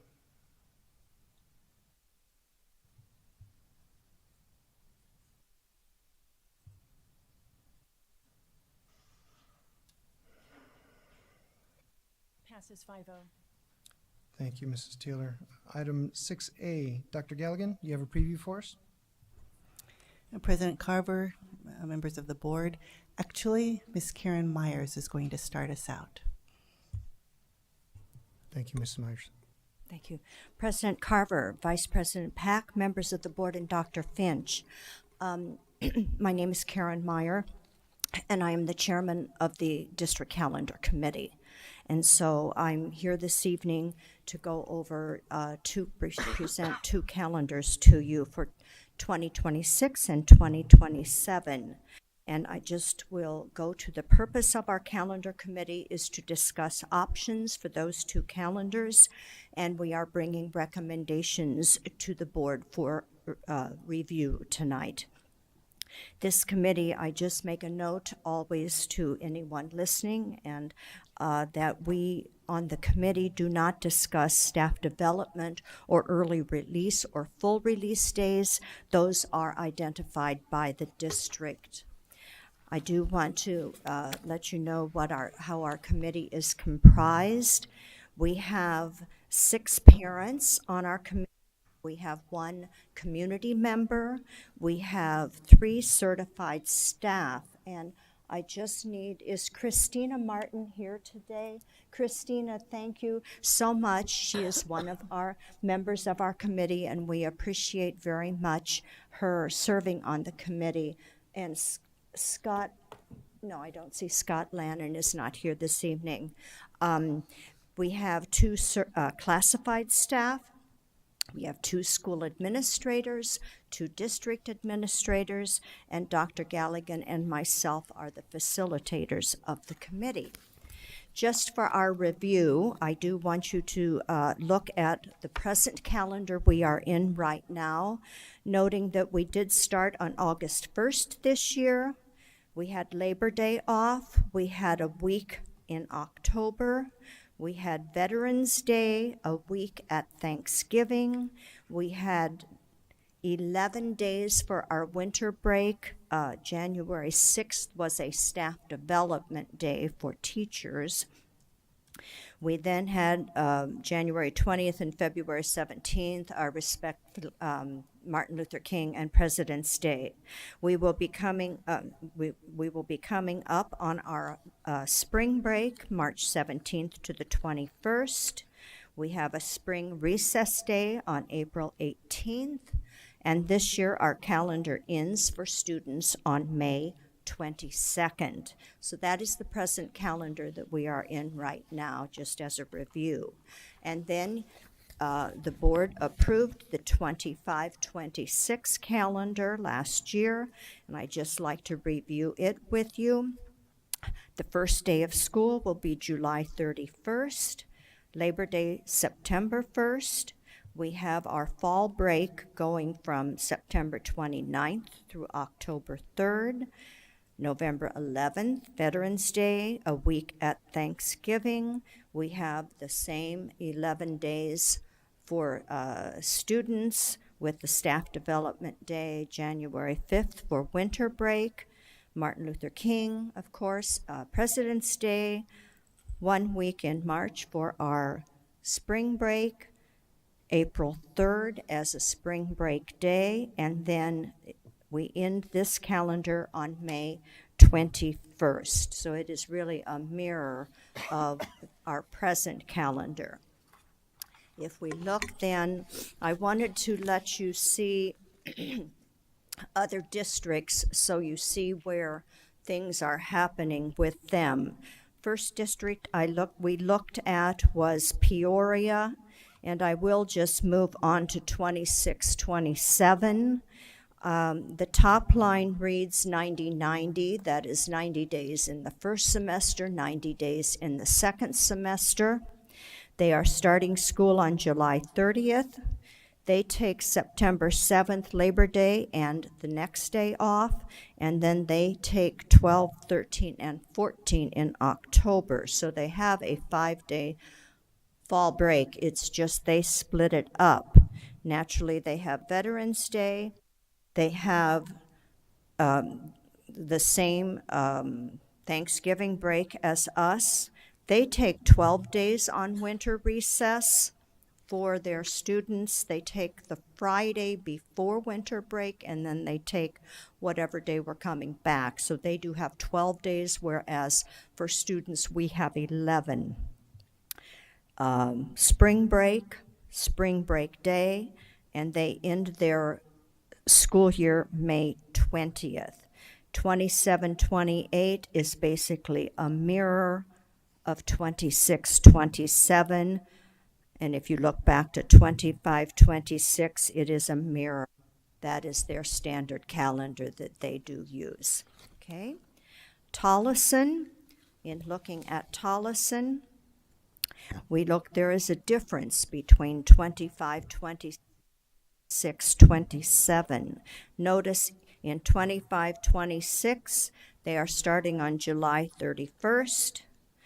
They take their fall break days. They do have a staff development on September 24th.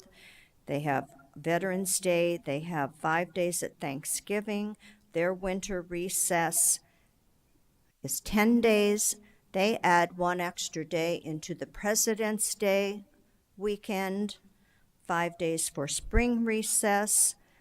April 3rd coincides with Good Friday on that one.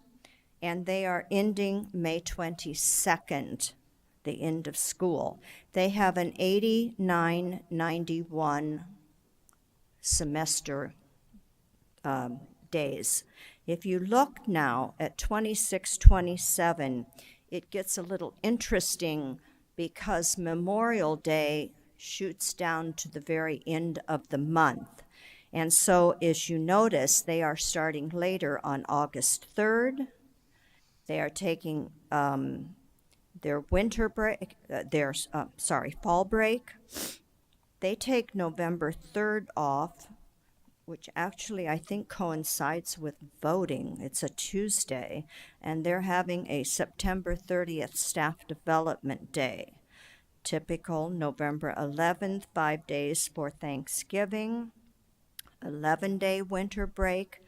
As I said, they added in a day, 12 and 15 for President's Day recess, 5 days in the spring. They have a spring break day on Monday, but notice they are ending on May 28th.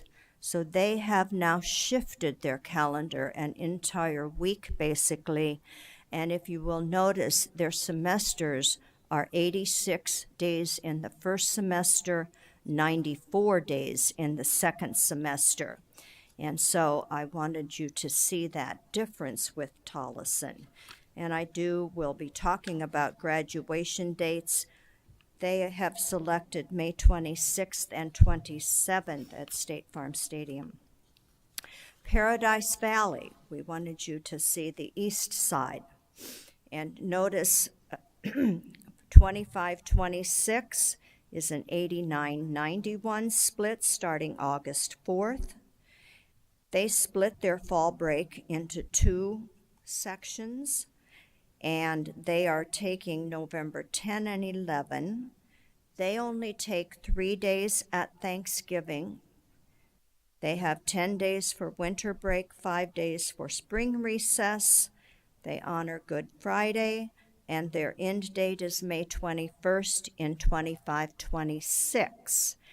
When we go to 26-27, note 87-93.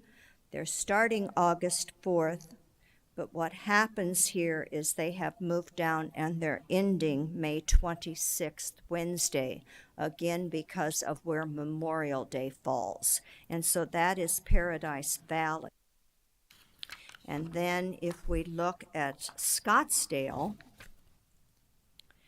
88-92 in 25-26, starting on August 4th. Again, they have September 23rd, then they move August and October 2nd, and then the 13th through the 17th for fall break days.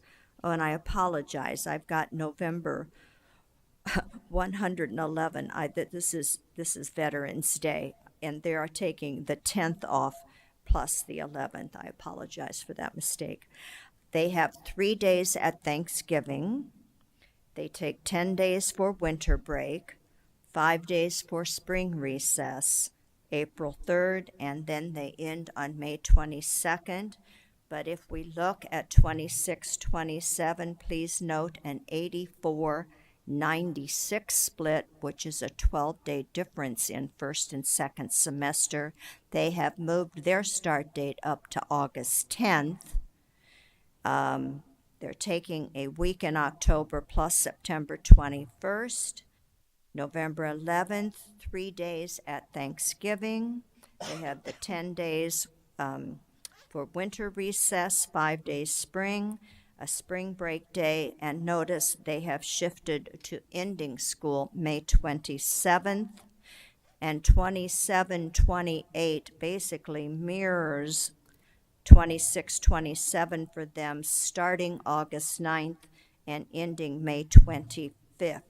They notice their fall break is missing a day here, and that's how it shifted. So I wanted you to see the difference, particularly in the fact that some school districts are ending the week before Memorial Day, and other school districts are choosing to use a later start date and end the week before Memorial Day.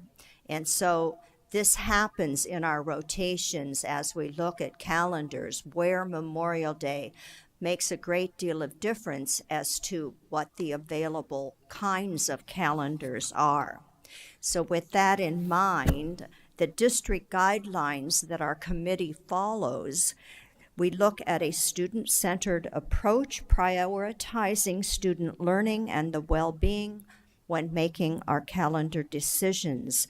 The school year structure, state law requires we must have 180 student contact days. First semester, we must conclude it educationally before the winter break. We have done that for years, and everyone does. Second semester, we should maintain that equal balance of instructional days within the first semester. Our graduation dates have been reserved at State Farm Stadium at this time for May 24th and 25th. And when I get to the calendars, I'll explain a little more. Our start and end dates, the school year should end before Memorial Day each year. We want to consider the impact of start and end dates on attendance, working parents, and community needs. Holidays and breaks, fall and Thanksgiving break are each 1 full week, and for our new members to the board, I'll explain. We were vacillating several years ago. I think we're going to go back 4 or 5 years. Depending on the calendar, we had taken 3 days at Thanksgiving, then we'd switch to take 5, depending on where things ended up looking at. And the board finally at that time, when we asked our patrons, they asked for a full week at Thanksgiving. And so in our last 5 years, we have done the full 5 weeks, 5 days at Thanksgiving. And we have just started to use the 5-day fall break because that has become a trend. Winter break includes Christmas and New Year's Day always. In the fall, we honor one Jewish religious holiday, whether it be Rosh Hashanah or Yom Kippur, depending on where they fall. In the spring, we honor Good Friday as a Christian holiday. The district has asked us to please include 1 full staff development day in the schedule, and it is the 11th day of winter break, which is January 4th in 2027 and January 3rd in 2028. Also, again, we try to maintain that equal number of instructional days per semester and try to balance the distribution of holidays and days off to accommodate our stakeholders. So all of those things are the considerations the committee looks at as we discuss options for the committee. So with that in mind, let's go and look at our 26-27 options that the committee are bringing to you to preview this evening. I'm calling this option 7A, and this option starts on August 3rd, would be the first start day. It includes September 7th as Labor Day, September 21st is Yom Kippur, so we put that as a fall break day. October 12 through 16, Columbus Day is included in the fall break week. November 11th, Veterans Day, a full week at Thanksgiving. December 21 through January 1, 10 days plus a staff development day. January 4th makes an 11-day winter break for students. January 18th, Martin Luther King. February 15th, President's Day. March 22 to 26, the committee moved the March week down one because Good Friday is March 26th. So by doing that, they took and put a spring break day on April 23rd because that's a long time. There's no break in April. And then in this calendar, please note that the end date of school is Tuesday, May 25th. So it's kind of a compromise.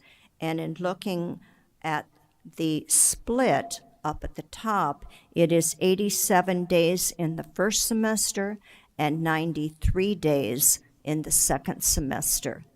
We looked at going through all the way to the 27th or 28th, as some other districts are doing, but it makes the balance of first semester and second semester quite uneven. So this was a compromise to get into an August start date and end a little later. So that is option 7A. Then we move to option 7B. Turn my page here. So it's hard to see the screen. Okay. As you can see, this calendar start is if you look at the top, 89 days in the first semester and 91 in the second semester. So it is more even. And how did we accomplish that? By starting earlier on July 30th. It has the exact same days off as the previous calendar, except when you get down to your end date.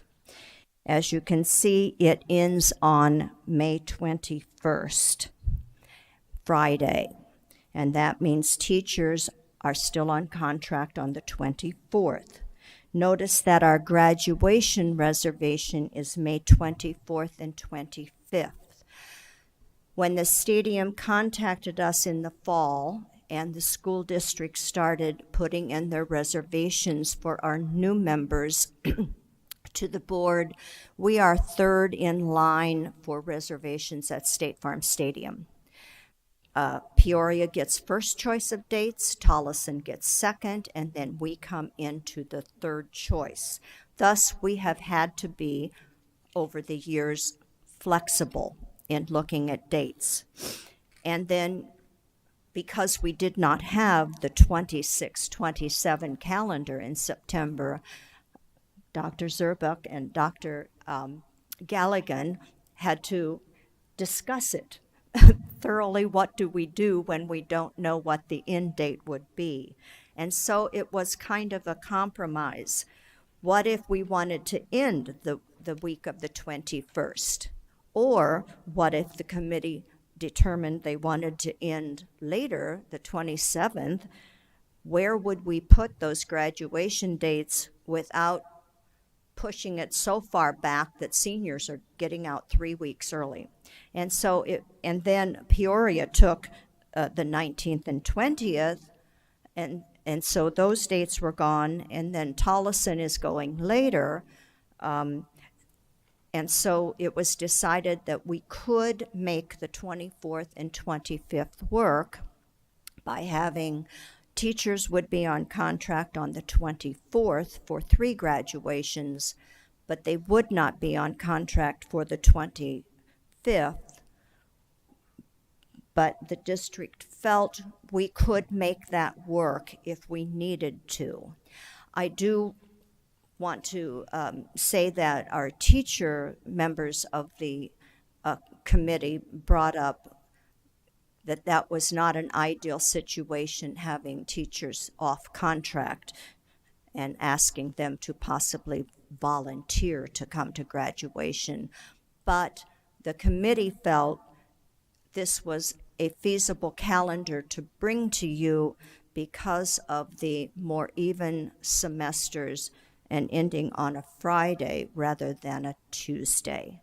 So that is 7-5, or I'm sorry, 7, I renamed these 7B. We had 5 different options at one point in time, and we narrowed them down. So that then, if we look at 27-28, we are on 8A. You notice that we are starting August 2nd, and we have Labor Day. We have the 11th through the 15th. And because Yom Kippur falls on October 11th, we have kind of an extra day that we reserve for wherever we need to put Rosh Hashanah or Yom Kippur.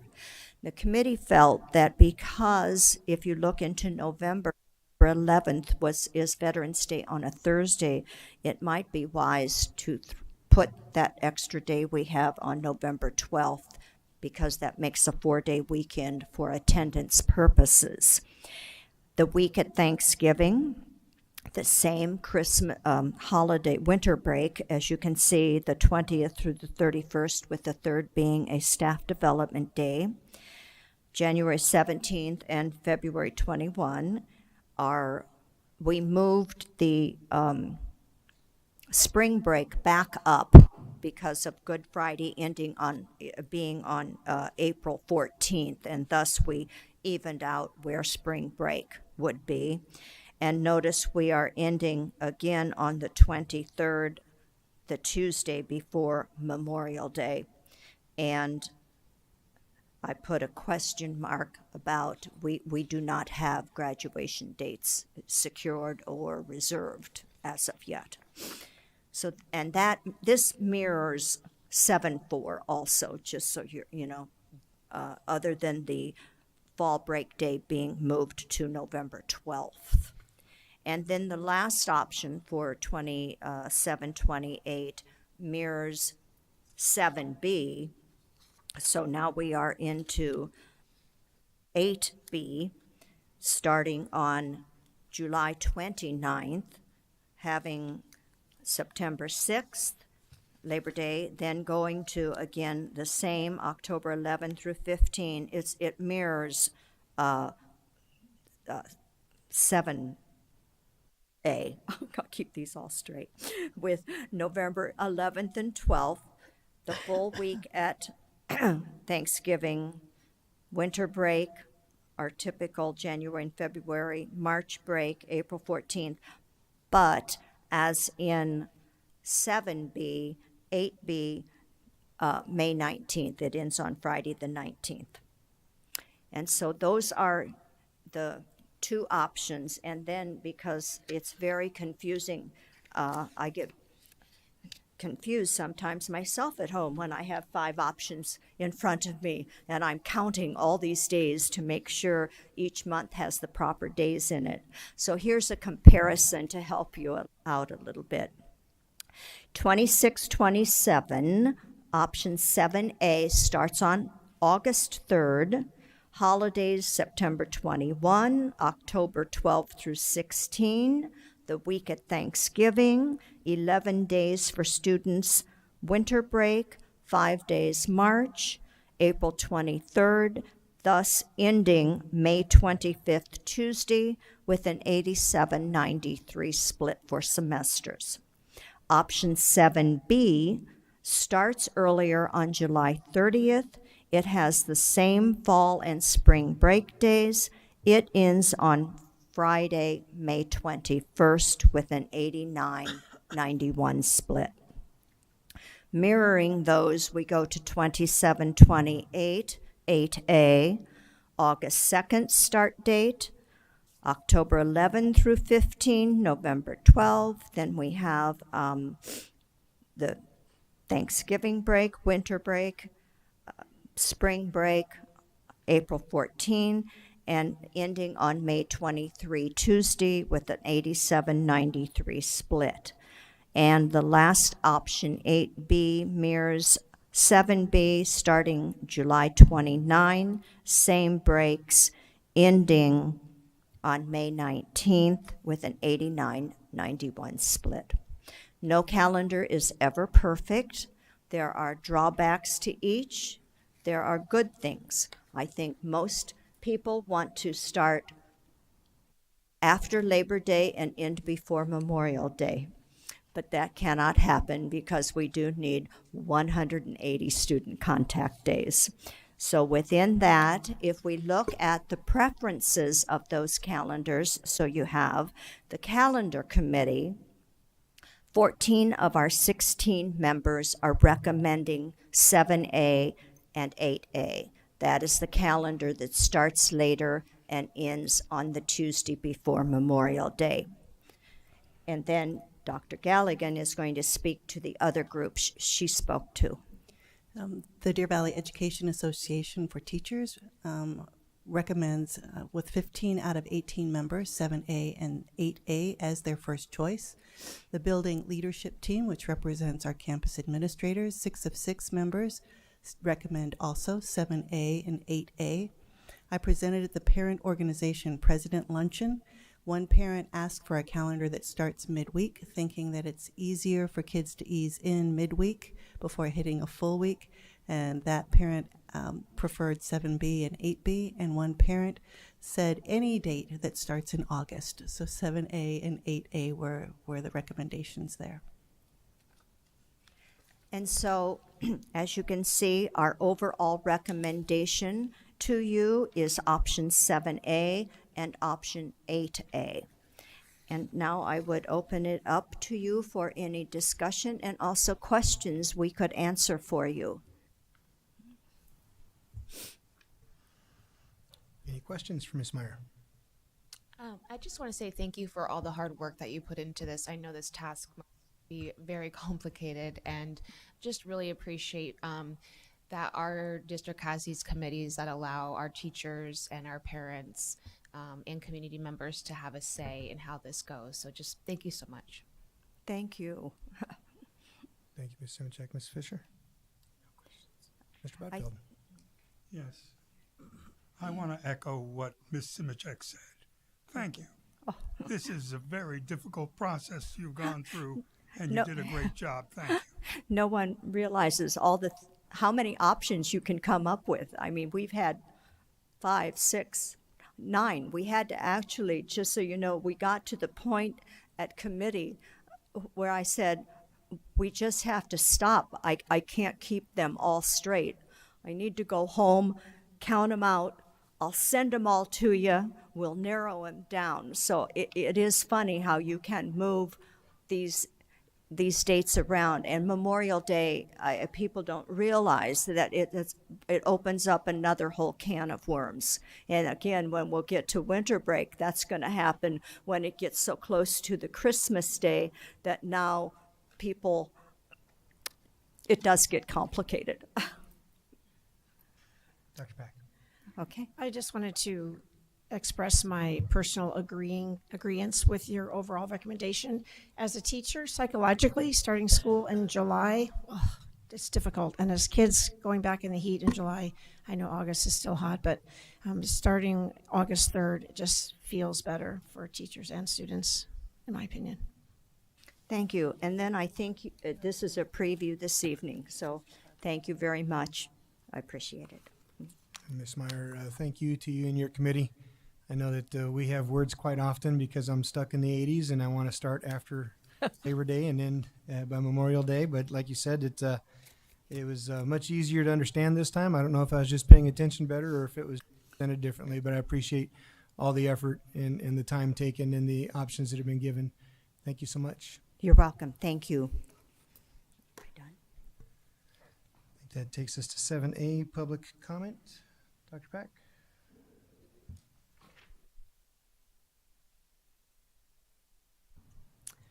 We have 9 speakers this evening. You each will have 3 minutes to speak. I do have something I will read first. The board invites public comment on the district's business in general and on any agenda item in specific. All speakers must observe the rules of decorum. Speakers must fill out a card listing name, address, and topic and hand it to the board secretary prior to the president calling the meeting to order. Speakers must make their comments in no more than 3 minutes. If necessary, to accommodate all speakers within the 30-minute overall limit, the board president may shorten each speaker's time. Constructive criticism is in order.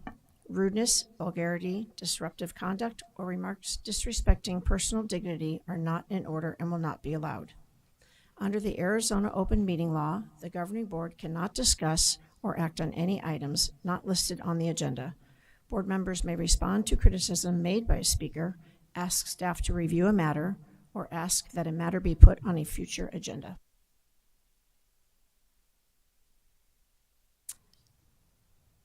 First of all, if I can please have Tyson Doberneck, Brendari Anderson, Angela Robertson, and Stephen Beckman come up, please.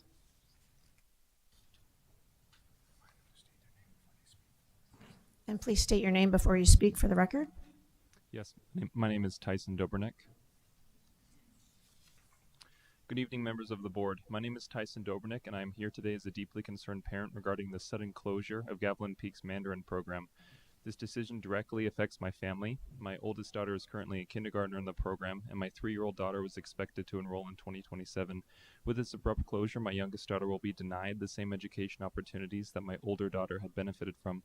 Parents are notified on January 17th, giving us mere months to adjust. This decision feels rushed and poorly communicated. While attending a parent meeting, I discovered that this is the first and only year that the Mandarin program has been below enrollment.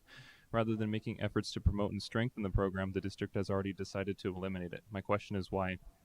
Parents are scrambling on social media, reaching out to friends, neighbors, and community groups to raise awareness and encourage enrollment. However, the premature announcement of this program's closure has created a self-fulfilling prophecy, deterring prospective families from considering it. Parents who were originally interested in enrolling their children in the program are hesitant or outright decided against it because they believe it is already a lost cause. As I've spoken with parents, many have expressed that they don't want to invest in a program that is being taken away from their child even before they've even had a chance to start. They feel like they have missed the boat on enrollment, leading to further decline in participation, not because of a lack of interest, but because of poor communication. As Frank Smith once said, one language sets you in a corridor for life. 2 languages open every door along the way. The ability to speak another language is not just an academic skill, it's a tool that opens doors to cultural understanding, cognitive development, and global opportunities. Beyond the academic and cognitive benefits, this decision fails to take into account the future of our community in Anthem. The TSMC plant near us is only at phase 1 of 6, with many more to come. This means an expected influx of thousands of Taiwanese families moving into the area in the coming years. Removing the very program that equips our children to communicate with their new Mandarin-speaking classmates and neighbors is a short-sighted decision that does not consider our community's rapid changing needs. This program is already having a meaningful impact on my children. Just recently, my wife was giving my daughter hugs goodbye and said, "I love you." My daughter instinctively responded, "I love you too," but speaking in Mandarin. Startled, she paused and said, "Oh, I just spoke in Mandarin." This moment was absolutely beautiful, and it shows us how deeply this program is shaping her mind and how naturally she is absorbing the language. I am frustrated, not just by the closure, but by a lack of investment in this unique program. Anthem has a plethora of elementary schools. Gavilan Peak's Mandarin program sets it apart.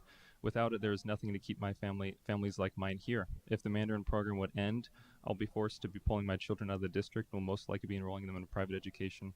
I urge the board to reconsider the decision, at the very least to give the program a real chance to grow through proper outreach and support. Don't let this program be lost because of a lack of visibility rather than a lack of interest. Thank you.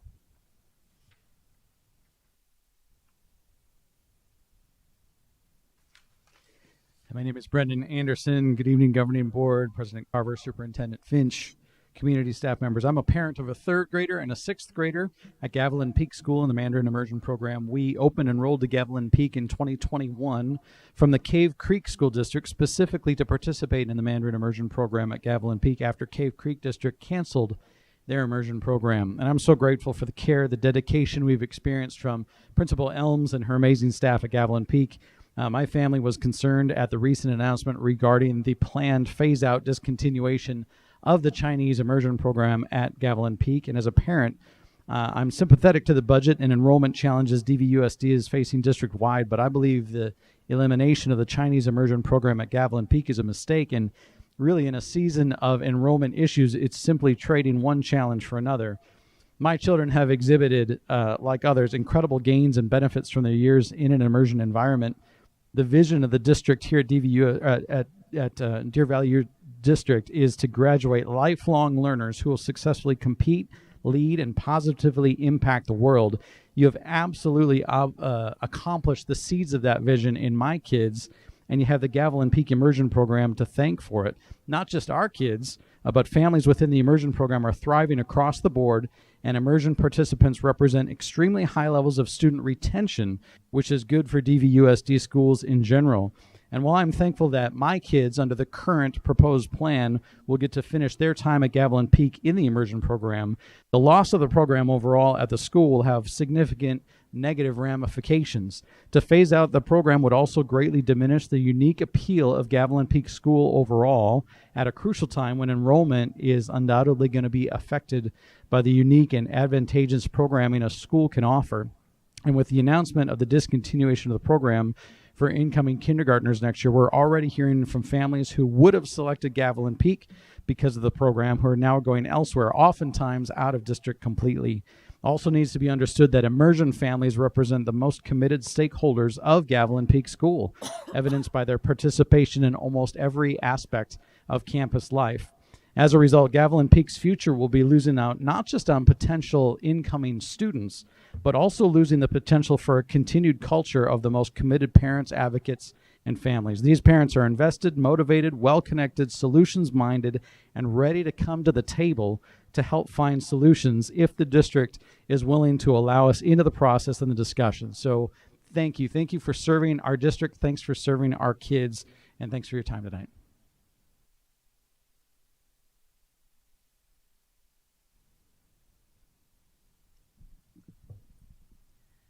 Hello, President Carver, Dr. Pack, Ms. Simichek, Ms. Fisher, Mr. Botfeld, and Dr. Finch.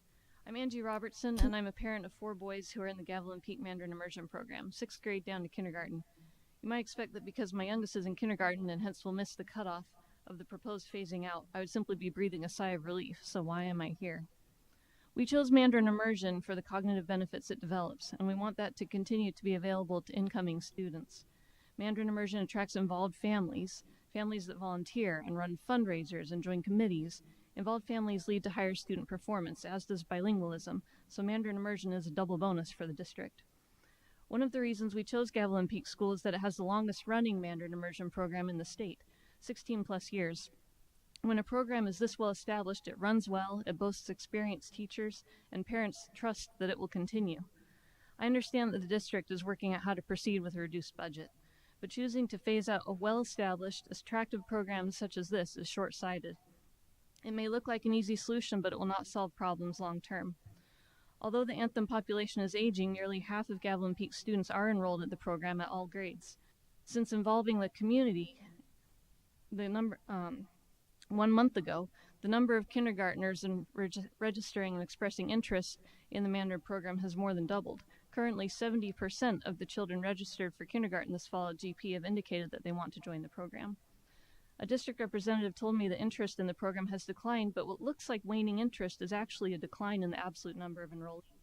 The district is losing families to charter and private schools, so all the more reason to retain the Mandarin Immersion program as a unique offering. Phasing out the program will only exacerbate the enrollment decline seen at Gavilan Peak and DVUSD. The district also needs to consider carefully how reductions in staffing impact the staff who remain. It goes without saying that teaching 2 first-grade classes, 1 job, is easier than teaching 1 first-grade class and 1 second-grade class, 2 jobs. When enrollment declines, the number of jobs doesn't decrease, the extent is just somewhat reduced. The remaining staff and teachers begin to feel overburdened and wonder if DVUSD is the right place for them. Our best people can find positions elsewhere. We need to keep them here by treating them well and not piling on someone else's work. In my conversation with the district representative, it became apparent that this decision was made without consultation with the board, stakeholders, or even the school. When there is a very difficult decision to make, it should not be made behind closed doors without input from the affected party. Members of the board, the district is your stewardship And you cannot allow the administration to quietly whittle away programs without your approval. Please dig into the district plans, numbers, and budget. Lastly, please humor a simple analogy. When you're deciding where to move, you don't stop watering your house plants to save money. You keep the plants healthy so they will beautify your new space. Similarly, the district should maintain attractive programs while making the bigger, harder decisions and implementing far-reaching solutions. Thank you.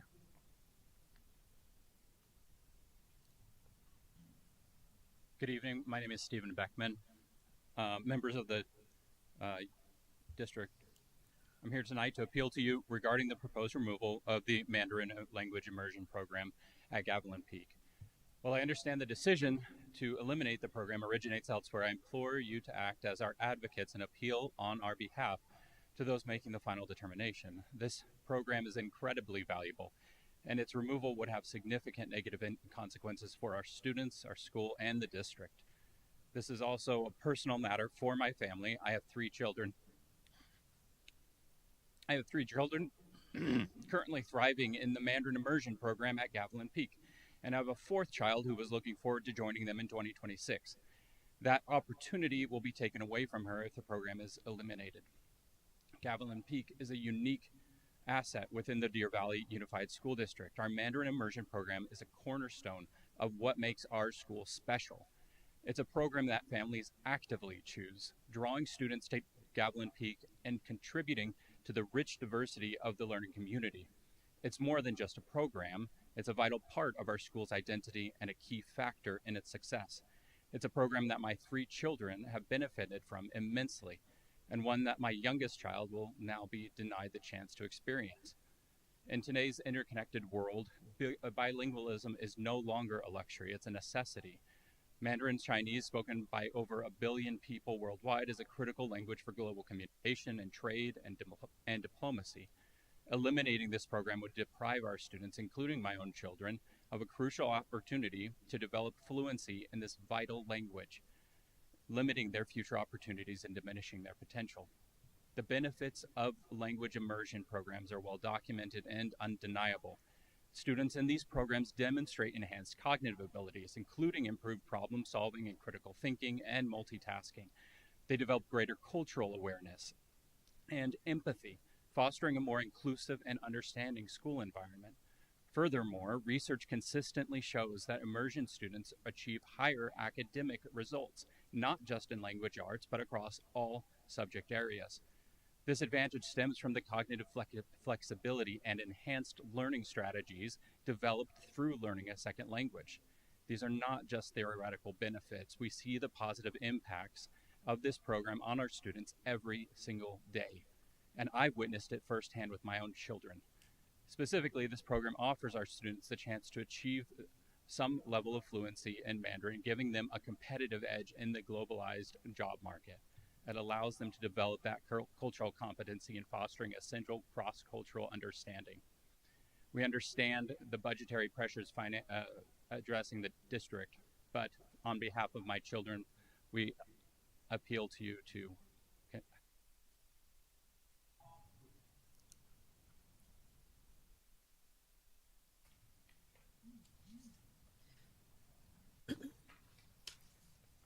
Can I please have Genevieve Curtis, Amy Curtis, Krishna Saunders, Stephanie Beckman, and Laura Kuyiman approach the microphone? You will each have 3 minutes to speak. Please state your name.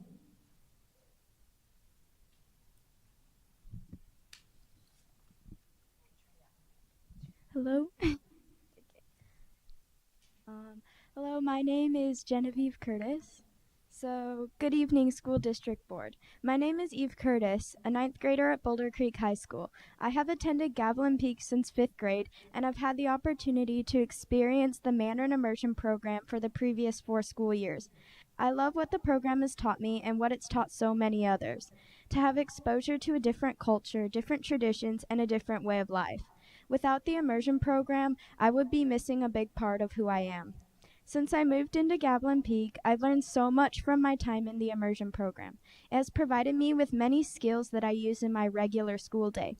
Without the program, I wouldn't be able to have the same career goals as I do now, the leadership that comes with helping others learn a language, and the pure joy from discovering another country's way of life. My Mandarin classes from the program helped me develop skills like debate, essay writing, email formatting, teamwork, analyzing poetry, literature, and history, presentation skills, and public speaking. This program allows students to have so many tools under their belt. It benefits our future. As you may know, Boulder Creek High School has one of the best Mandarin programs in the entire nation.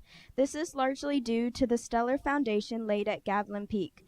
The Mandarin students at Boulder Creek have claimed the National Speech Championship 2 years in a row, as well as 3 of the only 10 spots awarded to high school students from across the nation to travel to China as language ambassadors.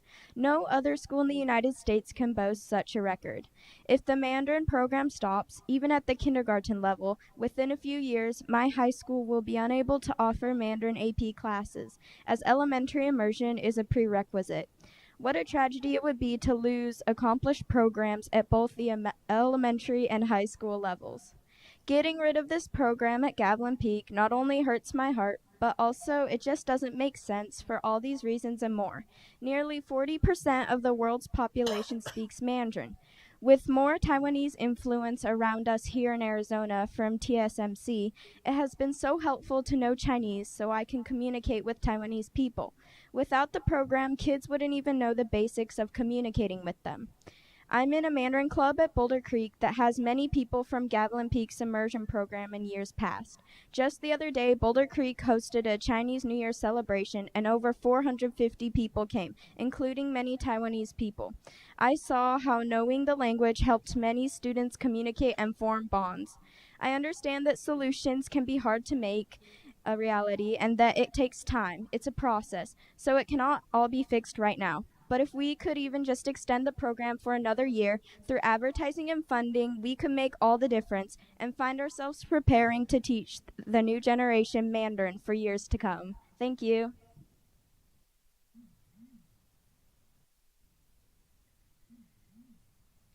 Hello, school board. Thank you for listening to our voices today.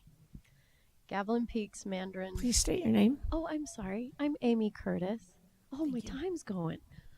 Okay. Gavilan Peak School's Mandarin program is the reason that my family and my 5 children, school-age children, live in the Deer Valley District. When moving to the Phoenix area, we had one criterion to look for, and that was a school that had a Mandarin immersion program. Gavilan Peak's Mandarin immersion program is exceptional. As a Mandarin speaker myself, I can attest that the results we get at our school are superior. It's taken time, years to build this program. Anthem has the longest running Mandarin program in the state. And this is a legacy worth fighting for. A program like this is a freight train. It takes a lot to get it going, but wow, is it powerful once it's moving. Our community, as you may have noticed, is changing with the arrival of TSMC. The influx of Mandarin speakers has boomed, with over 300 Taiwanese students joining our district in a year, and that number will likely increase. TSMC has over 25,000 employees, and this is the first stage of construction. There are 5 more like this one on the horizon. What an incredibly short-sighted time it would be to cut a Mandarin program. The value of Gavilan Peak's Mandarin program is not limited to language acquisition. The cultural understanding and exposure afforded to all students at GP, not just those in the language program, builds bridges that are exactly what our changing community needs. The bonds formed between children and their Chinese teachers counter violence, racism, hate crimes. They make better, more balanced, kinder, and smarter minds that will soon be leading our community. It takes significant funds to run these programs, and I know that the low enrollment of kindergartners in Anthem is a problem. A possible solution could be pooling or merging schools so that all schools have enough students. This could be a lasting solution, a cure rather than a Band-Aid, like cutting the Mandarin program. Whatever your specific plan, I have one request. Please give us one more year of Mandarin kindergarten so that we have time to advertise and pool our resources and let this bless the future. Thank you.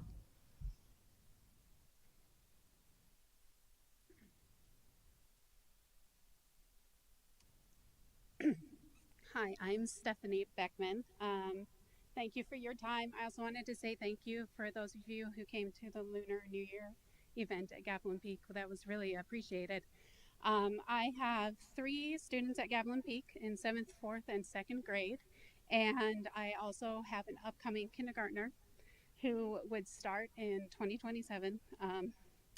Their sibling bonding and the learning experience and confidence that they have gotten from being able to do something that me and my husband can't, which is speak Mandarin, has been amazing. I am here to express my deep concern about the proposed elimination without really any warning. I respectfully ask for your support in retaining this vital program and recognizing the profound impact it has on our children and in the future of our schools in this district. I understand the budgetary constraints, but I believe the long-term consequences of losing this program will outweigh any short-term savings. Gavilan Peak is a truly special place, and the Mandarin Immersion Program is the reason why. It's the longest running program in Arizona, and it would be so unfortunate to lose that. It's a program that families like ours actively seek out and enrich our school community with its diversity. When parents are considering all of their options, programs like the Mandarin program stand out against other schools, including private and charter schools available outside the district. This program isn't just an add-on, it's woven into the fabric of Gavilan Peak. We aren't the only ones that feel this way. Gavilan Peak was recently rated #1 in this school district by U.S. News. Mandarin Chinese is spoken by a vast proportion of the global population, which has been pointed out, and taken away, this program would rob our children of the chance to develop fluency in this difficult language. So I just wanted to take a moment to also implore that we have more time to consider the implications of dropping this program, and also more time to explore other ways to balance the budget. Thank you for your time.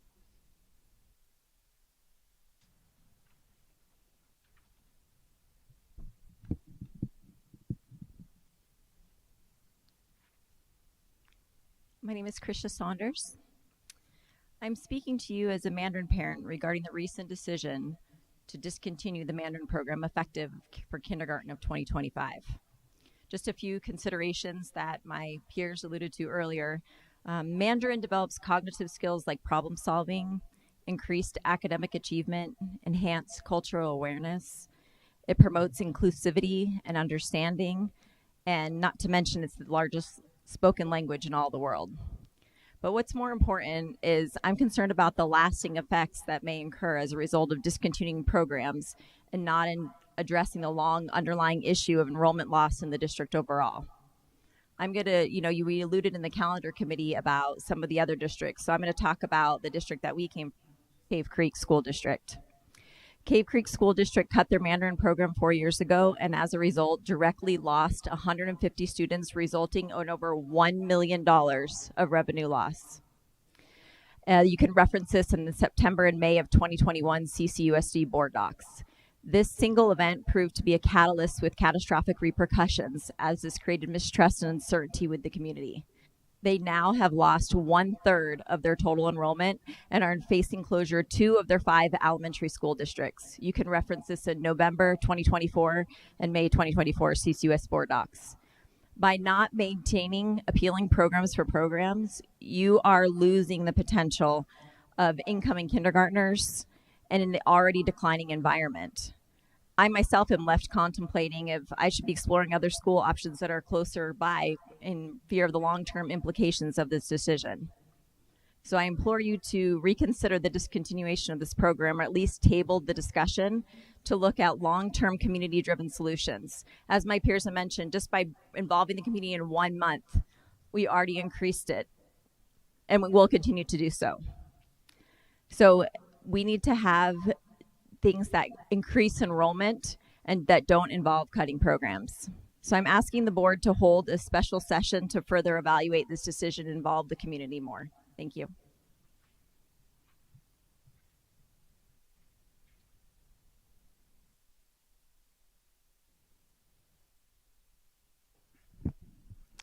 Thank you for your time, board. My name is Laura Koyman. I have 3 children who have been involved in the Mandarin Immersion Program, 1 in 2nd grade and 2 currently at Boulder Creek High School.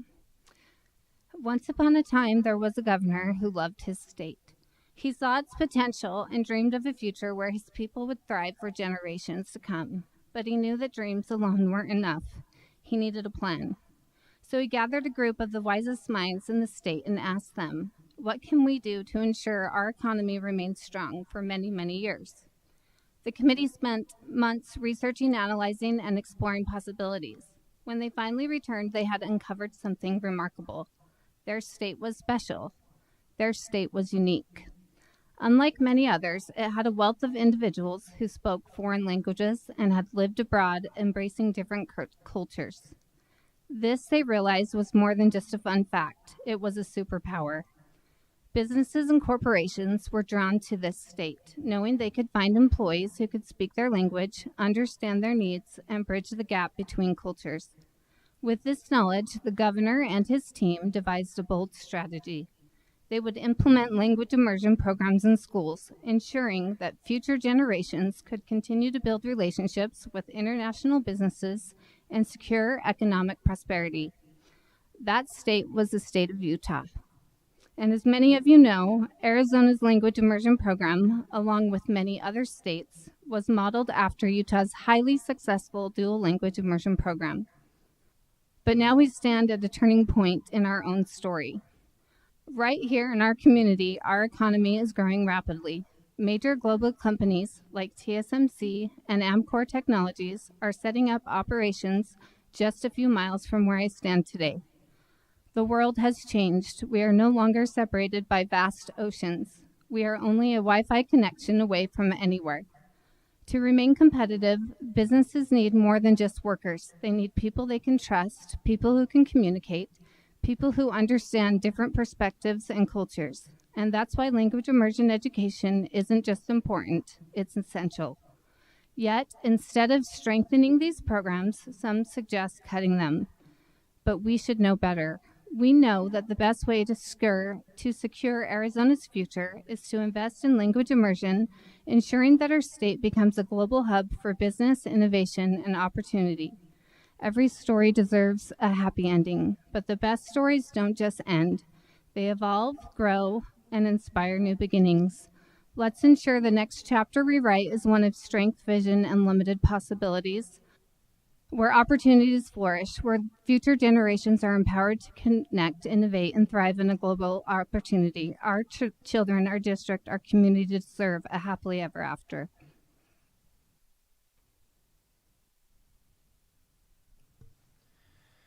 Thank you, everyone, for your comments tonight. I appreciate that. We'll move on to 8A, Governing Board Reports. Mrs. Simichak. Thank you. I want to take a moment and just thank all the families of Gavilan Peak for coming here and sharing your stories. Absolutely incredible.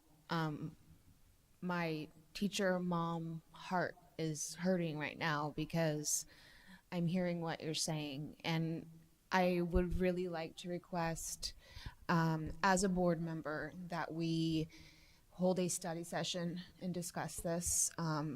It was not brought to the boards for a conversation, and I don't think that was a very good choice on our part, our district's part, but I think that we can work through that and fix that. And I want you to know that I've read all your emails. I appreciate you coming here, and we're gonna do what we can. And also just the work that you talked about, how you've been able to gather families and share how wonderful and this program is, and to bring our community together. So I want to kind of take this as an opportunity to rebuild our community at Gavilan. I've had a opportunity to substitute teach up there. Absolutely love that school. And I've also had the opportunity to come down here and listen to the students give their presentations, and they're phenomenal. So I want to make sure that we are providing our students with this wonderful opportunity. And so I would like to request that we bring this to a study session and involve our community more to be able to do this. So thank you, thank you, thank you, thank you. As one mom said, which stuck with me, was that the legacy is worth fighting for. And you're right, it's worth fighting for. Thank you.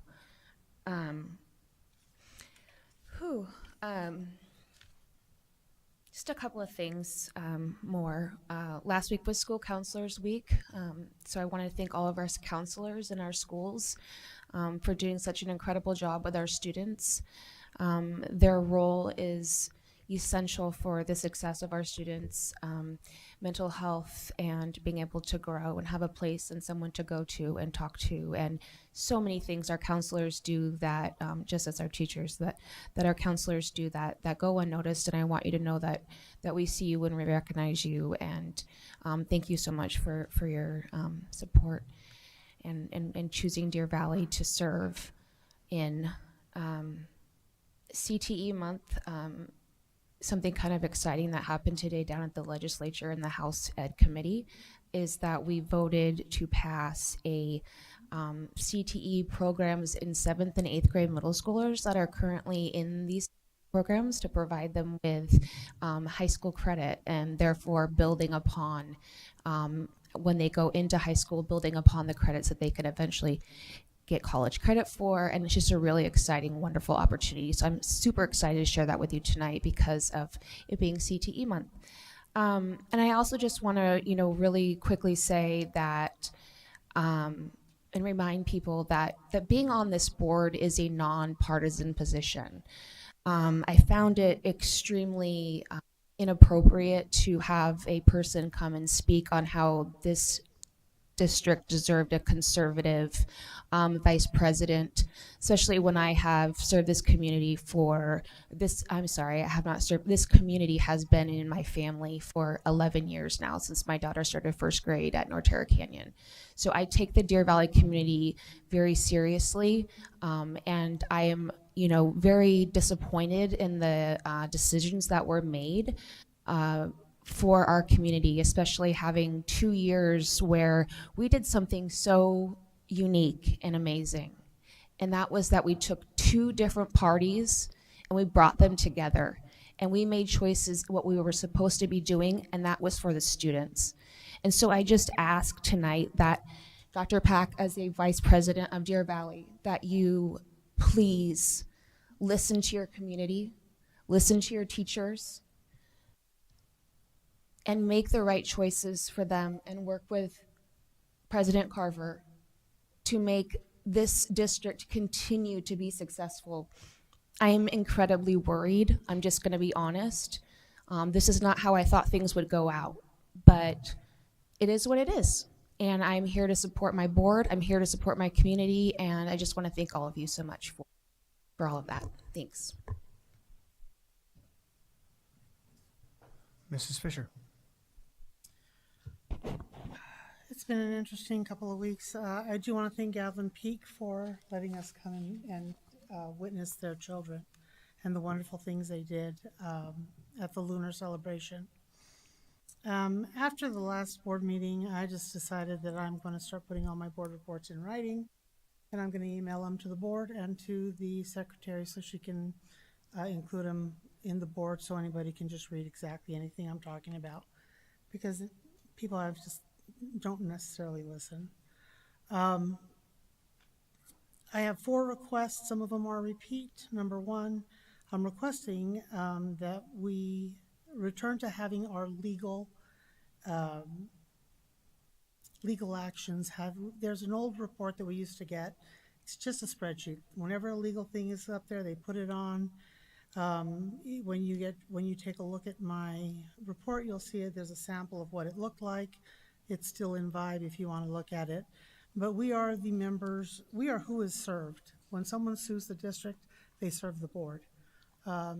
It's strange to me that the board has no idea what's happening on anything. We are kept in the dark on every single legal matter, except for the ones that are questionable. So that's number one. Number two, I'm requesting that we have a board policy study per our board policy. We have individuals, an individual board member serving as if they were the entire board, with no board vote to authorize them to do so. We have people writing them, and then they're going to be put in consent somewhere. That's not our board policy. It's not how it's written. I did also include the board policy attached. Number three, a budget study session. Not just Mandarin, but multiple things that I'm hearing are getting cut with no discussion from anyone. No community conversation, no board conversation, no display of how that's going to save a penny. If it's going to cost a penny saved and we've spent 7 pennies to save the one, we're in trouble. It's time we start looking at numbers, start doing our job as a board member, so that's the third request. Fourth, I'm requesting to review the billing, legal billing for FY 23, 24, and 25. I can come to the office and do it, and you can put it in the board, scan it all in, however. But we're hearing all these numbers thrown at us regarding legal with no significant backup. The other thing I'm going to start doing is keeping a spreadsheet of everything that's requested, what that looks like, and when it comes about. And I'm going to attach legal reference to everything, since everything that is said is changed and manipulated, and we have to start serving our community. And without, the only thing I can think of doing is providing hard evidence and documentation. If we can't do it here, that's where the conversations take place elsewhere. And then people are upset about that. So I just feel like we really have to start taking care of the district, not individuals within the district. Unfortunately, I do have a secondary engagement that I have to get to. So I have already emailed my board report to the entire board and to the board secretary, and I will post it wherever I can. And I do want to thank you all for coming. I know it's hard to get up and speak. And that young lady, she's a beautiful public speaker, because public speaking makes people sweat and get scared and say and shake and all kinds of stuff. You did none of that. You rock. And that's it for me. Thank you, Mrs. Fisher. Mr. Botfield. I agree. You do rock. I was fortunate enough to attend the January 29th at Gavilan Peak. It was fabulous. And I agree with Stephanie and with Kim on maybe we should talk about it. But there's something else I want to talk about. It's called Avenue 27, Boulder Creek High School. It's a restaurant. It employs 300 students, and it is one of the most delicious meals I've had in a long time. I suggest, if you have not tried Avenue 27 at Boulder Creek High School, that you do. Say that again? Barry Goldwater. What am I saying? Never mind. Barry Goldwater. What did I say? Wrong high school. But the most important thing is that program breaks even. Think about that for a second. That's a program that trains 300 kids. That's a program that makes enough money to pay for itself. That is a positive. And on that note, I yield. Thank you, Mr. Botfield. Dr. Pack. I want to also parrot what everybody else has said. Thank you, parents of the Mandarin community, and for the young lady who spoke. As my heart sits up here in pounds, you look so smooth in your presentation. So great job. I did receive, read, and respond to over 15, I think, or more, emails about the Mandarin Immersion Program at Gavilan Peak. I also received some personal invitations to the Lunar New Year celebration at Gavilan Peak for their Lunar New Year celebration, which I did attend, and it was great. It was great to see students speaking in Mandarin, performing, and just the community and culture at Gavilan Peak. It was very evident. I also attended Desert Sage's Lunar New Year celebration, which was full of energy and culture as well. So that was great to see how Mandarin works in our schools. I did spend quite a bit of time with all things DVUSD, including watching the Soup Scoop, reading the DV Voice, opening links, taking surveys, watching videos about kiddos walking to a bus stop, etc. I opened every file and attachment related to both last board meeting and this board meeting, all the board meetings, and printed and read them old school style with the highlighter and jotting notes. I read up on what our educators are going to learn out of state. I researched the venue and the offerings, and I'm excited to see what they're going to bring back to use in our classrooms and for our students. I did ask quite a few questions about different agenda items and additional fiscal items, and I did receive prompt answers to help me better understand as a new school board member how these things look on paper, as Mr. Migliorino mentioned, how it can look difficult. And I want to better understand how the district runs and how these reports, what they mean. And so in light of the last board meeting, and I did dig into some school board policies. So I would like to request, and forgive me if I'm not saying this right, to preview item of our board policies, to see if we need to update them, to make sure we're all on the same page as far as what they say, what they intend to say, and how we use them to better run as a board so we can be productive and work together. And with that, I'm done. Oh, one more. I did reach out to DVA. They're still here. Thank you. I'm excited to meet with the teachers. Besides hearing what parents have to say and students, I definitely want to hear what teachers have to say. I'm a teacher. Teachers run the boat. Thank you. Thank you, Dr. Pack. So tonight was a good night. Plenty of awards for those of you that were here for the awards. Deer Valley continues to lead the state in excellence on all levels. Academic, sports, arts. We should all be proud of what we have. To Mr. Bodfeld's point about Avenue 27 being self-reliant, basically, a lot of the classes that I attend, especially the CTE classes, I try to find ways for them to be self-reliant.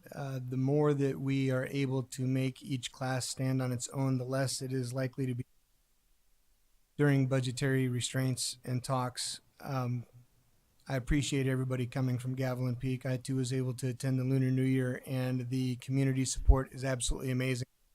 I'm not sure if the cart got put before the horse or what with the information that you have, because you received that before we did. But you've obviously brought it to everybody's attention, and we'll make sure that we're involved in the process. So thank you for that. I like to always give the community a rundown of what it is that I've done in the district, so everybody knows that I'm doing my level best to be educated about what's not happening. Back in January, we had the Barry Goldwater Sophomore Project Night. For any of you in the Barry Goldwater area, or even if you're outside of the area, if your school, or if you're aware of when Barry Goldwater puts on their project nights, you should go and attend. The children put their projects together on the old science boards, and they're usually personal projects, things that they truly have passion about, something that they have taught themselves and learned. And it's truly amazing to watch them give their presentations. Most of them don't want to give their presentations because of, as we've talked about tonight, the difficulty folks have with public speaking. By the way, young lady, I'd like to echo what everybody said. You're doing an amazing job. Keep it up.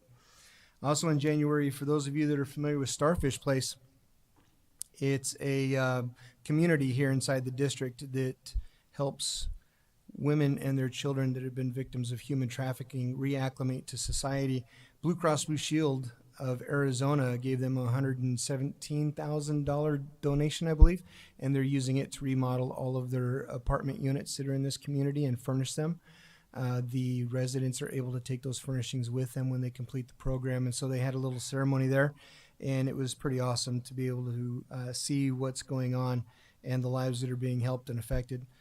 The Pop Luncheon back in January, my big ask that I made of the PTAs was that they would seek out schools that have floundering or non-existent PTAs and get themselves a school buddy and help develop our PTAs, because I believe that for the schools that are suffering from lack of that, you can definitely see a difference between the campuses that have active, successful PTAs and the schools that are lacking parental involvement. So I did challenge them, and if they needed help finding schools to partner with, to reach out to me.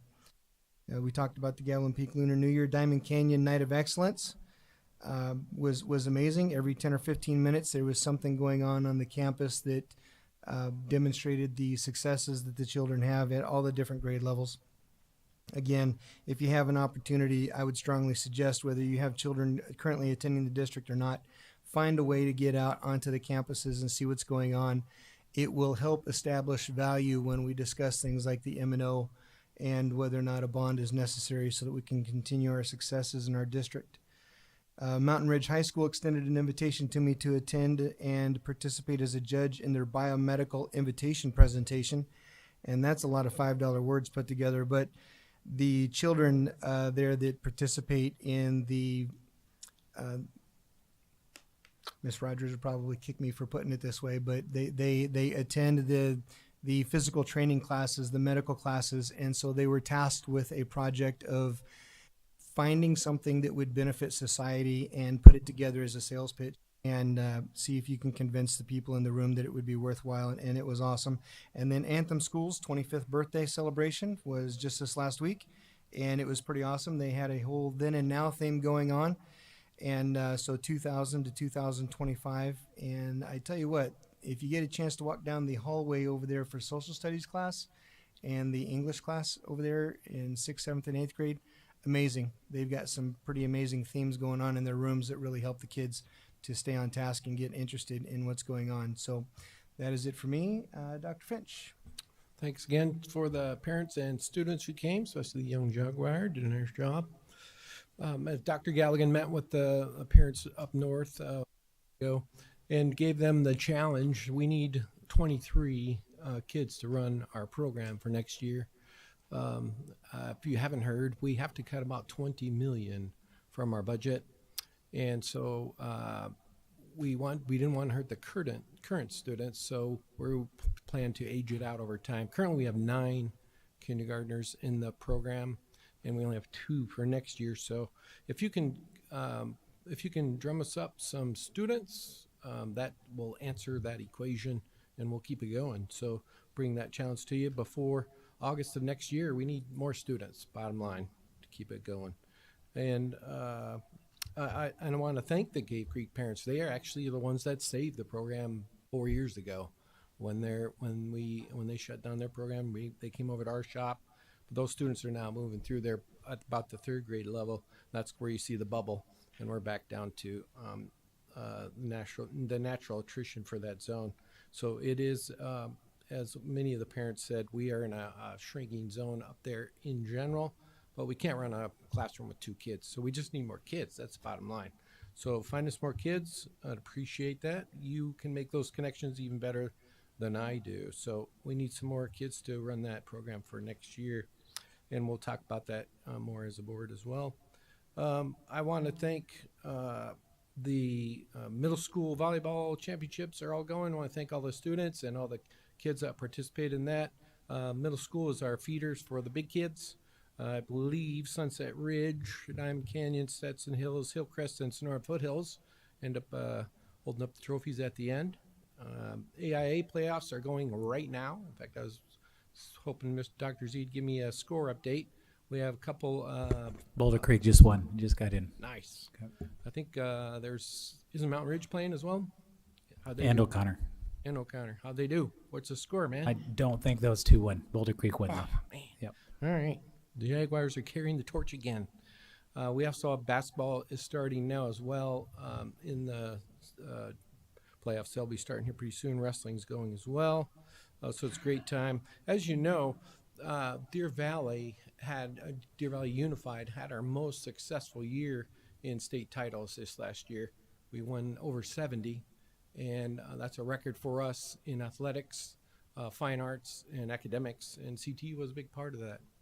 And so we continue to break records as an institution, and it's just a good example of our coaches and teachers and students working together for a single cause of doing their best. And so congratulations to those. I don't know if we can top it again this year, but I'm kind of counting on it. We'll see. When you develop a purpose, kids respond. And so we just want to take a second to thank especially the CT kids. I don't know if you got a chance to see the CT kids speak tonight. They did a nice job talking about the different options that CTE provides you as you look to make connections to the real world. And so we had our district SALT, student athletic leadership teams. So that we had a summit at Boulder Creek earlier. About 150 kids participated in that, and those are future leaders. They come from all over the district, and we rotate the site. And I just did that last week and did a nice job, and some middle schoolers came as well. And then it is National School Counselors Week last week, and it is, if you missed it as well, our SROs and SSOs, our student resource officers for our district. We had a couple of them here, and took a picture earlier. We want to celebrate them this week. And so if you run into your police officer at your school, thank them for their service. And we have about 24, I believe, in our system today. And so that's a great communication or great coordination of agencies to keep our campuses safe. Thanks. Thank you, everybody at home, and those of you that came in person. It's only because of you that this whole thing works, so we really appreciate you. Future meeting dates can be found on the district website. Do I have a motion to adjourn? So moved. Second? All those in favor? Aye. Aye. Any opposed? Thank you.